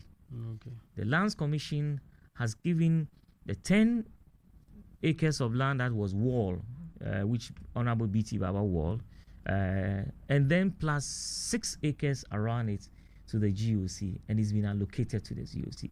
So all the challenge we are having with IOC, okay, bring us title of ownership, Olympia Africa really bring us title of ownership, even our local people who want to do project, they bring a title of, that has been stopped. And I'm hoping that from this year, Olympia Africa has promised that they're going to invest $150,000 into the project. Okay. Now that they've received the certificate. All right. We also have a Spanish company who are locally based who wants to do an astroturf there. So one thing that has hampered huge development at Amasaman has been overcome. So I'll very soon we'll see acceleration of achievements. Okay, now let's talk about the election-related issues. Ian, if I'm wrong, please correct me. Why did you table a motion at the AGM to delay the elections until we finish with the postponed Olympic Games? Well, I think it wasn't actually a motion. Okay, now even the IOC had written letters to all the NOCs, advising them that, look, it will best you guys focus on your preparation for the Olympic Games, focus on the athletes, and then if there's going to be elections, you can go to the Olympic Games and then come back. Especially when most of the NOCs, our elections are tied to the Olympic cycle. Okay, so we, about 3, 4, 5 years ago, had changed our system so we could go with the Olympic cycle. So what it means was that when our election did not fall after the Olympic Games, we had extended the stay of the then administration, maybe by 4, 5 months, 6 months, so that we could now go in line with the Olympic cycle. It would have been good that something we spend time to do, we maintain it, that we wait after the Olympic Games. Look, 3, 4 months, what is there? We can wait, and after the Olympic Games, immediately, especially when it's also a suggestion from the IOC. But unfortunate thing is that even though I was suggesting it, it's not a motion. Well, I'm a member of I had not even cited a letter from the IOC, which somehow was kept away from me, or I didn't see, because at that time my mail was down, but somebody at the GOC. This was just a suggestion as you also want to put out there. It was a recommendation, not just a script, especially for those who already were enjoying the Olympic cycle. Recommendation to prepare. Would have kept our Olympic cycle. But what is going to happen now? Focus on your athletes. Focus on the Olympic Games for 3 months. Just for we don't lose anything. We don't lose anything. Look, now we've wasted a lot of time, especially talking and hustling and jostling about elections when we should have been going to sponsors. The chef de mission is confused, doesn't even know what to do. That people, things that we should have been doing, we would have been good as by way of preparing for the Olympic Games or focusing on athletes. We've wasted so much time on. But anyway, God being so good, I think by next week, in a few days' time, we'll all be over and then we can go back to normal. So it was only a suggestion for me. And so far, 4 athletes for the Olympic Games. Yeah. We're hoping that we could have a few more athletes to qualify. Boxing, weightlifting, and then even swimming. Abeku has to go to Paris. So, the good thing is that there's only about 53% of athletes slots that have been filled for the Olympic Games. Most of the qualifiers could not come on because of lockdown and COVID. So I'm hoping that we could get a few more athletes. Fortunately for us, we had also gone ahead and made our pre-games arrangement in Ewashiro. So once we get this bridge over, I'm sure we'll accelerate a few things. Should have been had Asafa Power coming down somewhere in the middle of March now. So it's. I mean, Benedict, let's be real. So you're promising that these athletes that have qualified will get enough and proper training and experience before they go for the competition? Well, obviously, if COVID hadn't happened, I'm sure things would have been different. Anoka had even made provisions for most of our athletes to have been in camp way before the Olympic Games, which we paid by Anoka. But it didn't happen. So we're hoping that once we get all the qualifiers, to hopefully by the end of April, we should be able to do some. But you don't take 3 months to camp and prepare and win medals at the Olympic Games. You need 4 years. Because you've been speaking to, actually has been speaking to the amateur. Yes, and I'm going to ask a question because I've done 3 interviews in the last 5 days and still I'm no clearer in my mind than I was at the beginning of that. This whole thing of, for the benefit of our listeners, the Boxing Task Force cancelled the qualifiers that were supposed to be held in France in the first quarter of this year. they are not the only discipline. Just like you mentioned, other disciplines also have not had their qualifiers. And like you mentioned, only 53%. Now, what they are saying now is that suggestions that the best of the rest who did not qualify from the previous qualifiers may get the slots to qualify. And there is also the bit about using the rankings to determine who qualifies. I don't know. I mean, you are better placed to explain because it all sounds so confusing. What happens to the rest of the athletes, boxers, the other Olympians or potential Olympians who have not qualified as of now? And what is the mechanism for selecting who qualifies? Okay. Now, actually, what I think the boxing task force is trying to do, Benny, I'm sure you know this, IBAN has a problem, so it's a task force that is running. Okay. What they're trying to do is to find a way to get the best of those who should have been there to be there. And it cuts across all the international federations, like weightlifting. We should have had our qualifiers somewhere in Nairobi. It was postponed, so exactly. Talachi, you are very current there. Oh, no, this one you gave me the flag. The last time we spoke. You guys are good. I mean, look, I'm impressed, especially with the knowledge of Achu. When you are being interviewed by an interviewer who has done research and he knows his stuff. Okay, so it's people like you and Achu who don't just buy garbage from anybody. People go and they are being interviewed and they throw lies, fake news. But you guys are already prepared. You know your research. So when I'm throwing out fake news, you point it out to boss, what you are saying there, no correct. So I'm happy. It's just I really like intelligent, smart journalists who do their own research. Okay, now so they are all of them, all the international federations. They are trying to find a way to at least populate those slots that have not been filled up yet. So there are so many mechanisms people are thinking about. Okay, so let's use the ranking. Let's use it. I'm not too sure what the task force will finally agree on for boxing. But I can talk to you about weightlifting. We're trying to get something in Madagascar. And that's our last chance. If it doesn't happen, forget it. What they plan to do that, if it doesn't happen, look, we have 5 slots for the rest of African Games, okay? We'll take the first 5 in terms of ranking. And that's where Ghana immediately comes in. Okay. So everybody's trying to come up with a mechanism that would help them to, So it differs from discipline to an organizing body to organizing body. Exactly. It doesn't cut across. Okay. It depends on the international federation, what mechanism they adopt, at least to get the slots to fill. For weightlifting, how many of our lifters or weightlifters are in the first 5? Yes. It's only for Asaase. And Christian Amwa is just below him. What we're hoping that we are pushing for the competition, because we know when we go for the competition, Christian and Forrester will slip through. Okay. Then we can get 2 slots. Okay. The last Olympic Games, Christian was there, but somehow Forrester now seems to be in the first 5. Yeah. So if there's automatic qualification, immediately Forrester jumps in. But I am also hoping that we could go for the competition, and then I guess Christian and more Forrester of those. Slip in. But let's wait and see what happens. Okay. And one more issue at the AGM. It was mentioned that the GOC had granted a total of more than 126,000 Ghana cedis, which is equivalent to $21,000 to national federations to help with Olympic qualifications. Have you seen any benefits with this? Yes, if today Achu is talking about 2 boxers who had qualified, we virtually funded. We virtually funded their qualification in Senegal. I mean, so yes, the other people that we funded, which we almost got, was the Meteors. I mean, if Meteors had slipped through, that would have been a good benefit. And of course, it doesn't only stop at boxing. The other qualifiers that we've got, maybe from track and field, at least these are people that we found.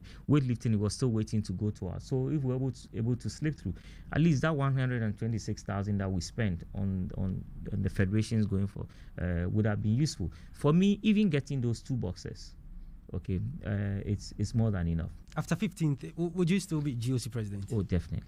I mean, what makes you think so? Well, I have faith in the people that I work with. It's the federation heads who decides. And so when you have faith in the people that you work with, and they believe in what you've done, and they think that, and most of them are telling that you think that we need to continue with the good work that we've done and get it to another level before you can even think of leaving, then that should give you hope. But they are those who will decide, and I have faith in them. That's how come I have hope. Your opponents don't put any fear in you? Oh no! You see, I'm not even too sure what record he's going to compete on, whether it's my record or the record of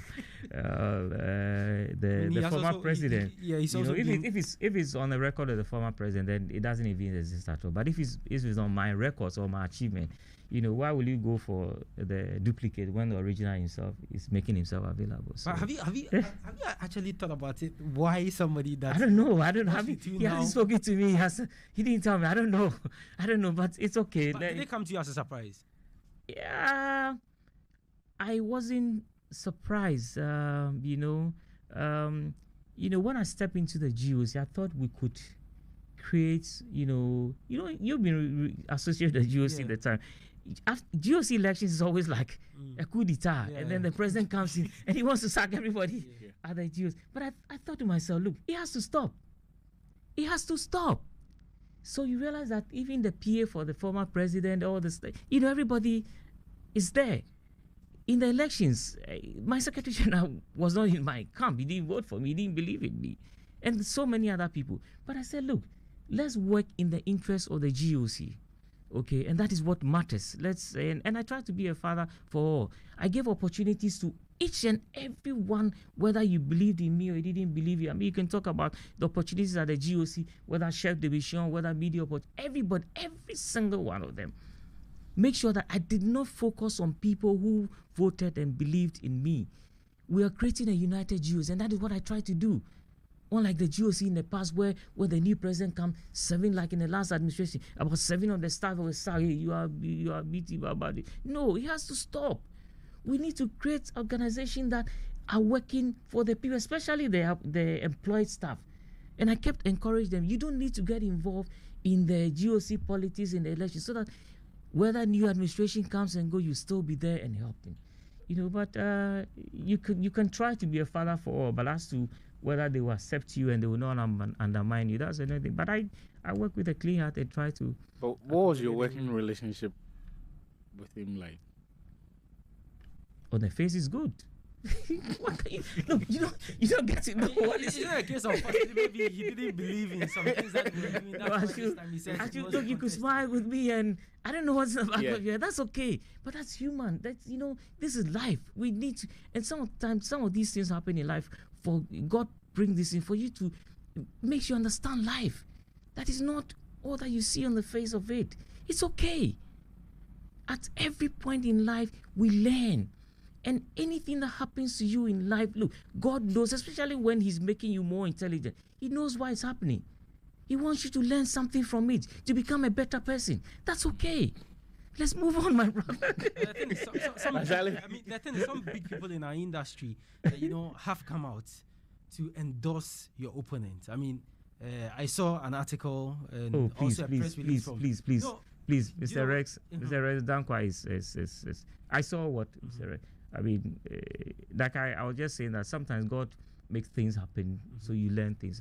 Here was somebody that I work so close with at the LOC, somebody that I call him uncle on a daily basis. When he's not been so well, I check on him. Oh, uncle, how are you doing? Oh, today I'm okay. I mean, he's not been well.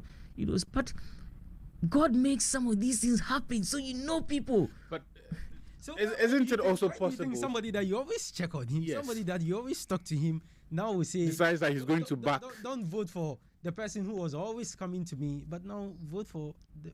Yes, so that is why I'm telling you that as for human beings, you can't look them in the face and read what is in their mind. What is important in life is that you lead a good life. You do good things. Forget about those who pay you back with evil. There'll be so many of them. Lead a clean heart, and that's me.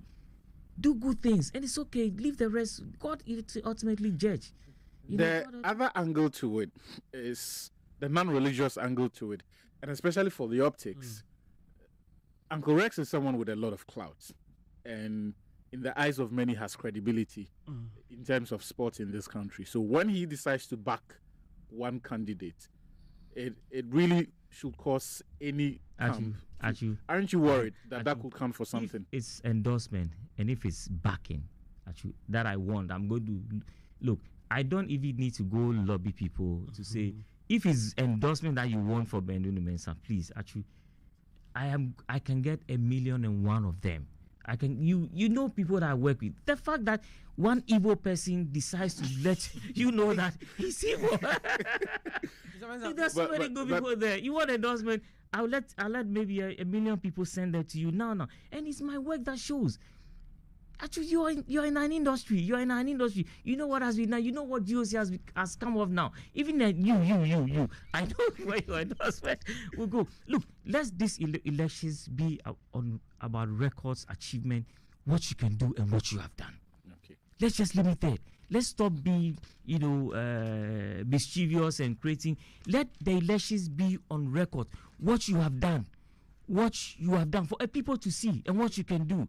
Your human relationship, how good a leader you are, how you relate to people in your industry. That's what matters. As for lies and then misinformation, everybody can do it. But achievement is what everybody cannot do.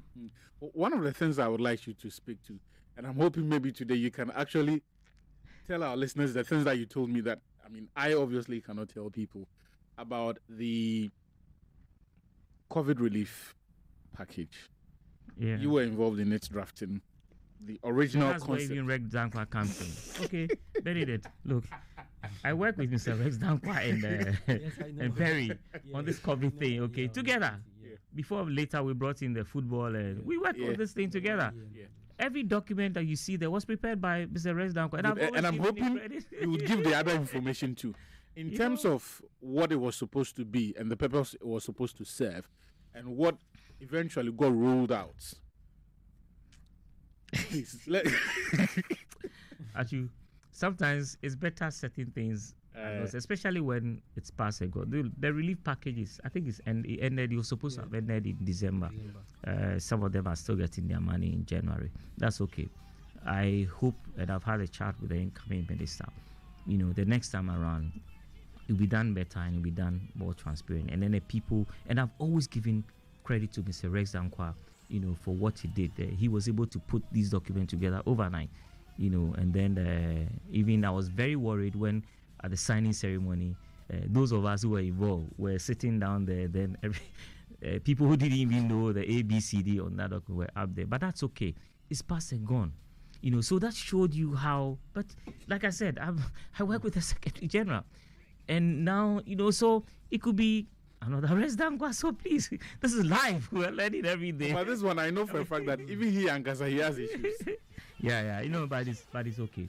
Actually, that's life, and I take life. So, once I deal with you with an open heart and I'm genuine to you, okay, and you decide to pay back with evil, it's okay.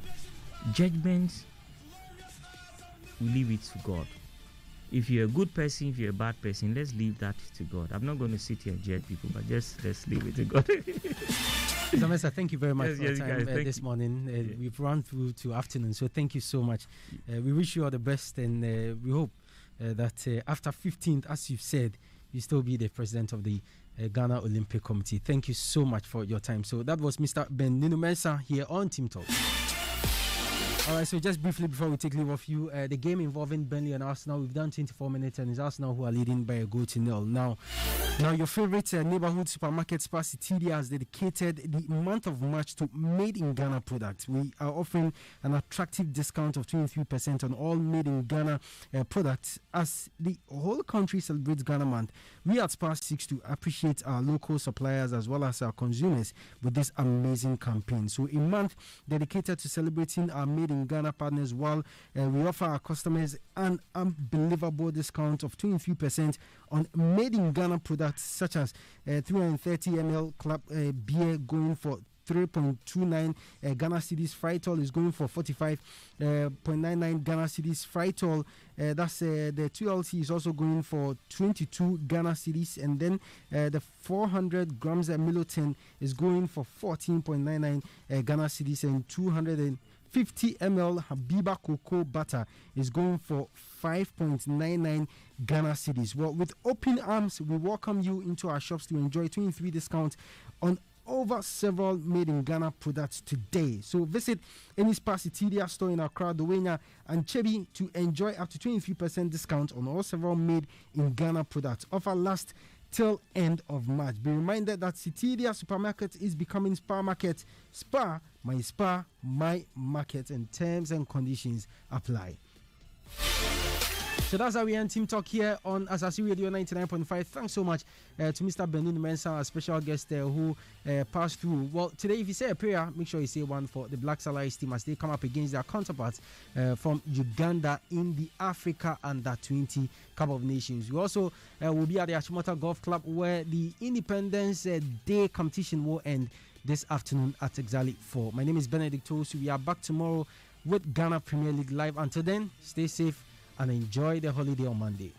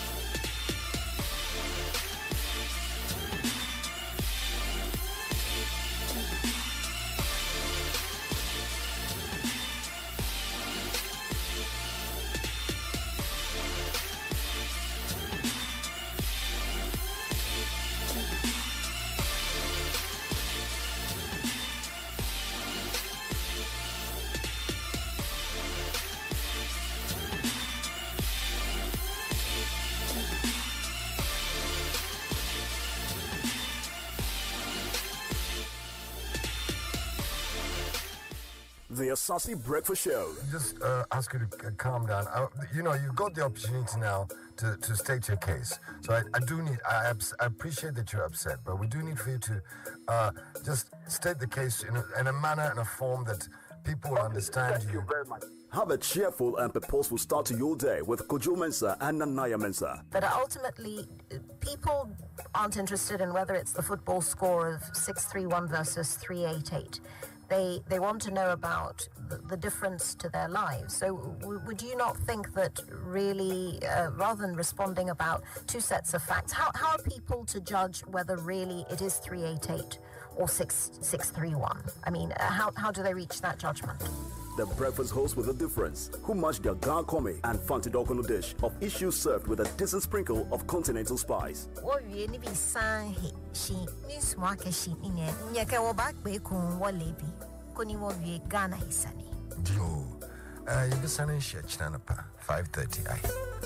Asaase Radio, the voice of all land, every weekday morning from 5:30 a.m. The ABS, the Asaase Breakfast Show.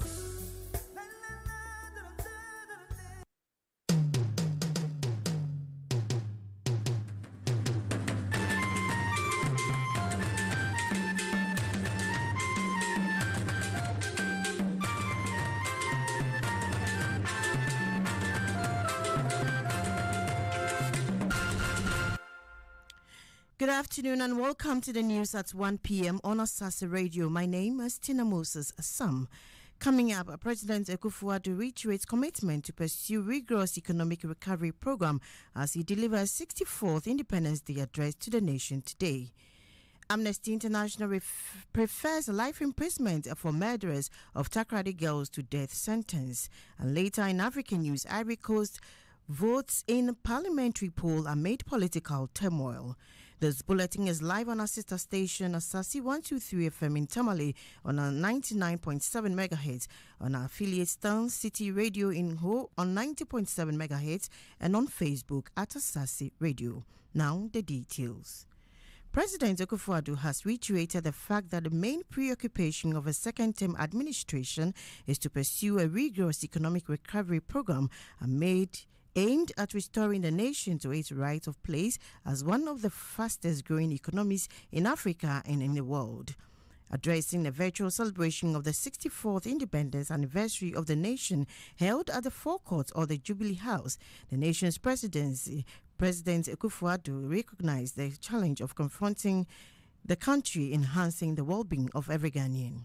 Year after year, we commit ourselves to ensuring that we work to lift the standard of living of the Ghanaian. It's taken quite some time for us to get there.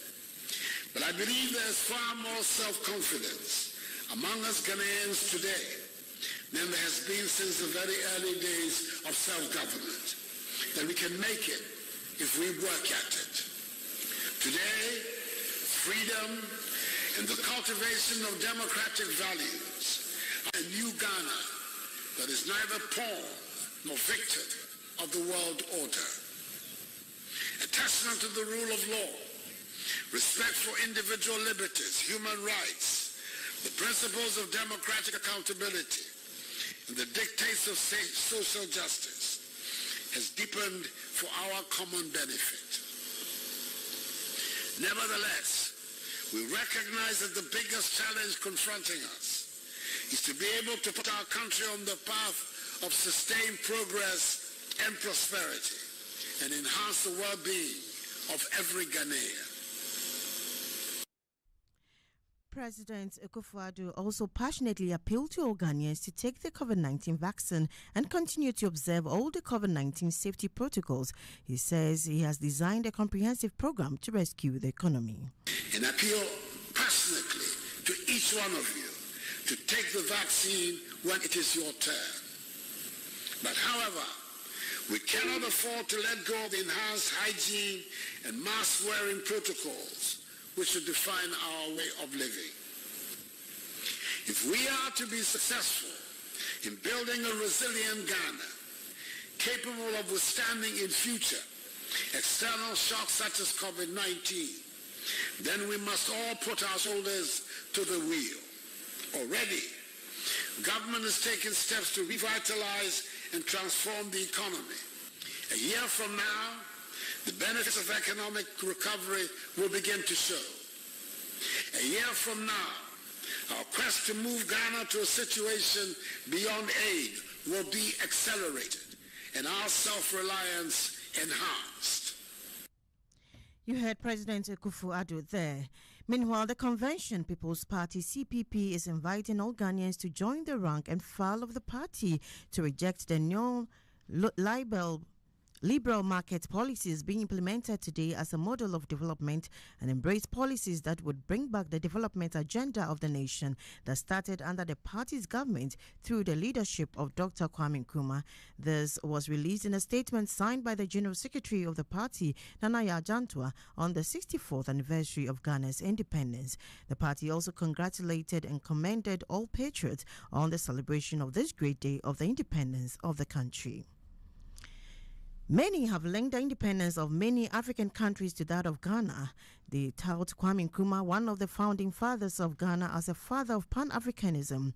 His instrumental role in the struggle for independence for the then Gold Coast from British colonial rule on 6th of March 1957 blazed the trail of many other African countries to follow. As Ghana marks its 64th Independence Day today, Philip Bright Abutiate brings us a special report on the man Kwame Nkrumah and the role he played in the struggle for independence. Freedom, Ghana, land of freedom. Dr. Nkrumah was not only president of Ghana, but a visionary for a united Africa. He believed in the critical role of the unification of the continent and the view always reflected in his speeches. He wanted Africa to go all out in terms of economic development, and he championed a continental market. And we are going to say that we create our own African personality and identity. Known widely as one of the fathers of Pan-Africanism, Dr. Nkrumah also married an Egyptian Coptic Christian, popularly known as Fatia. He had 4 children, namely Gamal, Samia, and Soeko. Ghana, Niai was privileged to have met Dr. Nkrumah and recollects his overthrow with nostalgia. Form 2, the following year I went to secondary school, 67. During the coup, we were jubilating, we didn't know. We were jubilating, we didn't know. That time we were kids, we didn't know that we lost such a nice man. So what happened? Can you recall? Where were you? We were jubilating. A lot of bad songs, better that to Kwame Nkrumah. No, so bad. We've missed him. If we were to be alive right now, Ghana wouldn't have been our position. Blame him for sacking the whites. I mean, if you are in a country where the whites who earlier came in as traders have tended to be your colonial masters and they are bullying your people, killing your people, and always dictating the pace for you. Immediately you get your independence and become a republic. You don't ask them to still stay in control. Philip Wright Abutiati reporting. Ahead of the celebration today, a cross-section of Ghanaians in the capital city, Accra, shared their plans for the day with Asaase News. Always on our once again. Yes, so Dr. Kwame Nkrumah. Oh, you just go and this is much. No one is going to parade because of the COVID. So what you're going to do is maybe if you also have some kind of loved ones, you go to them, share ideas together, and think about what you do next. I will come to my workplace and just see what is going on. Maybe someone who is not getting enough time to do some shopping will come around, take that time, buy something for me. That's all. You heard a cross-section of Ghanaians in the capital city here in Accra sharing their plans for the Independence Day celebration. Now, one group of leaders who cannot be left out of the history books when it comes to Ghana's independence is the Big Six. These noble great six men, according to history, worked so hard to initiate and pave the way for our country's independence. And to every Ghanaian, the Big Six played tremendous roles in this historical event. As we celebrate 64 years of gaining independence, Asaase News took to the street to engage with a cross-section of the public on some brain teasers whether or not they recall the names of the Big Six. Always on our once again. Yes, so Dr. Kwame Nkrumah, Akwaje, Dankwa, JB Dankwa, Oforiata. How many I mentioned for? I mentioned for left two. I forgot that too. Obi Chevilante, then is it Kotoka? Oh no. It's I forgot. Let me see the Kwame Nkrumah, Obi Chevilante, Akwaje, Edward Akufo-Addo. I think Oforiata. The last one teach you. Charlie, the mind. I think I've four overseas. Okay, Dr. Kwame Nkrumah, William Oforiata, JB Dankwa, Akufo-Addo, Obi Chevilante, and Akufo-Addo. I know them, but I just you do.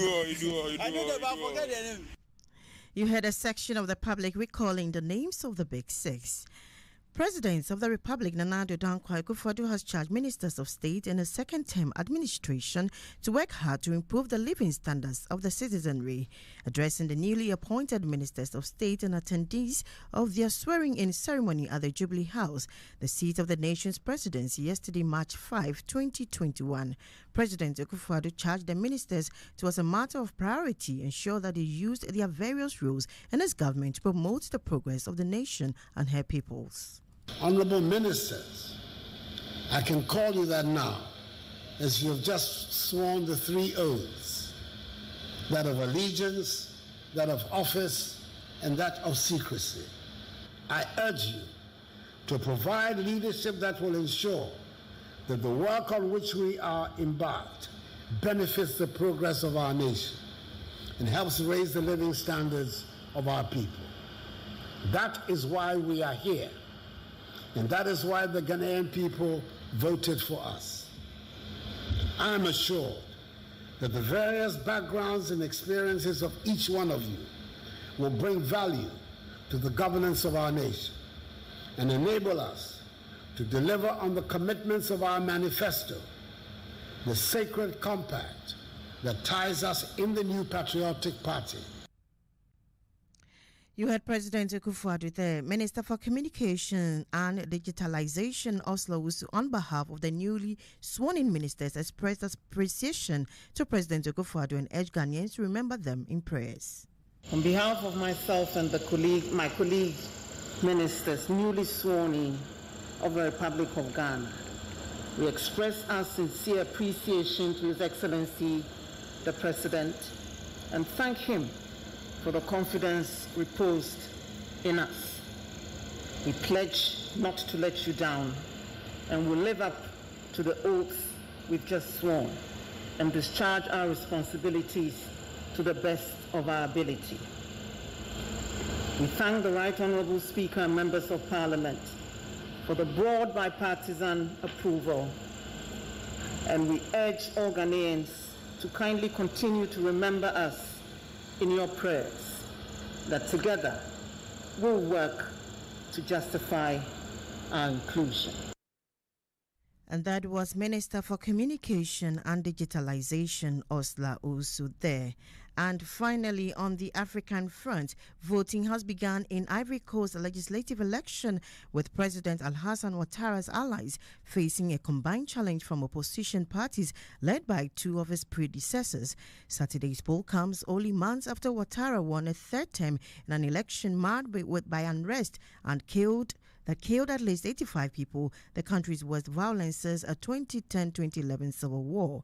After boycotting the presidential election in protest over Ouattara's decision to seek a third term, the parties of former presidents Henry Konan and Laurent Gbagbo are fielding parliamentary candidates on a joint list. Clear control of parliament by Ouattara's Rally for Democracy and Peace party would strengthen his hand to pursue an agenda based on attracting investment to the world's top cocoa producer.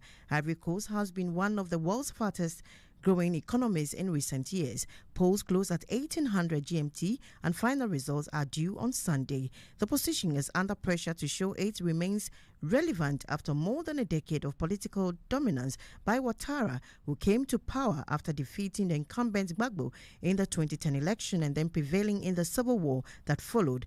Gbagbo's fraction of the Ivorian Popular Front is participating in a national election for the first time since he was removed in 2011 and sent to the International Criminal Court to face what charges against him. He was acquitted in 2019.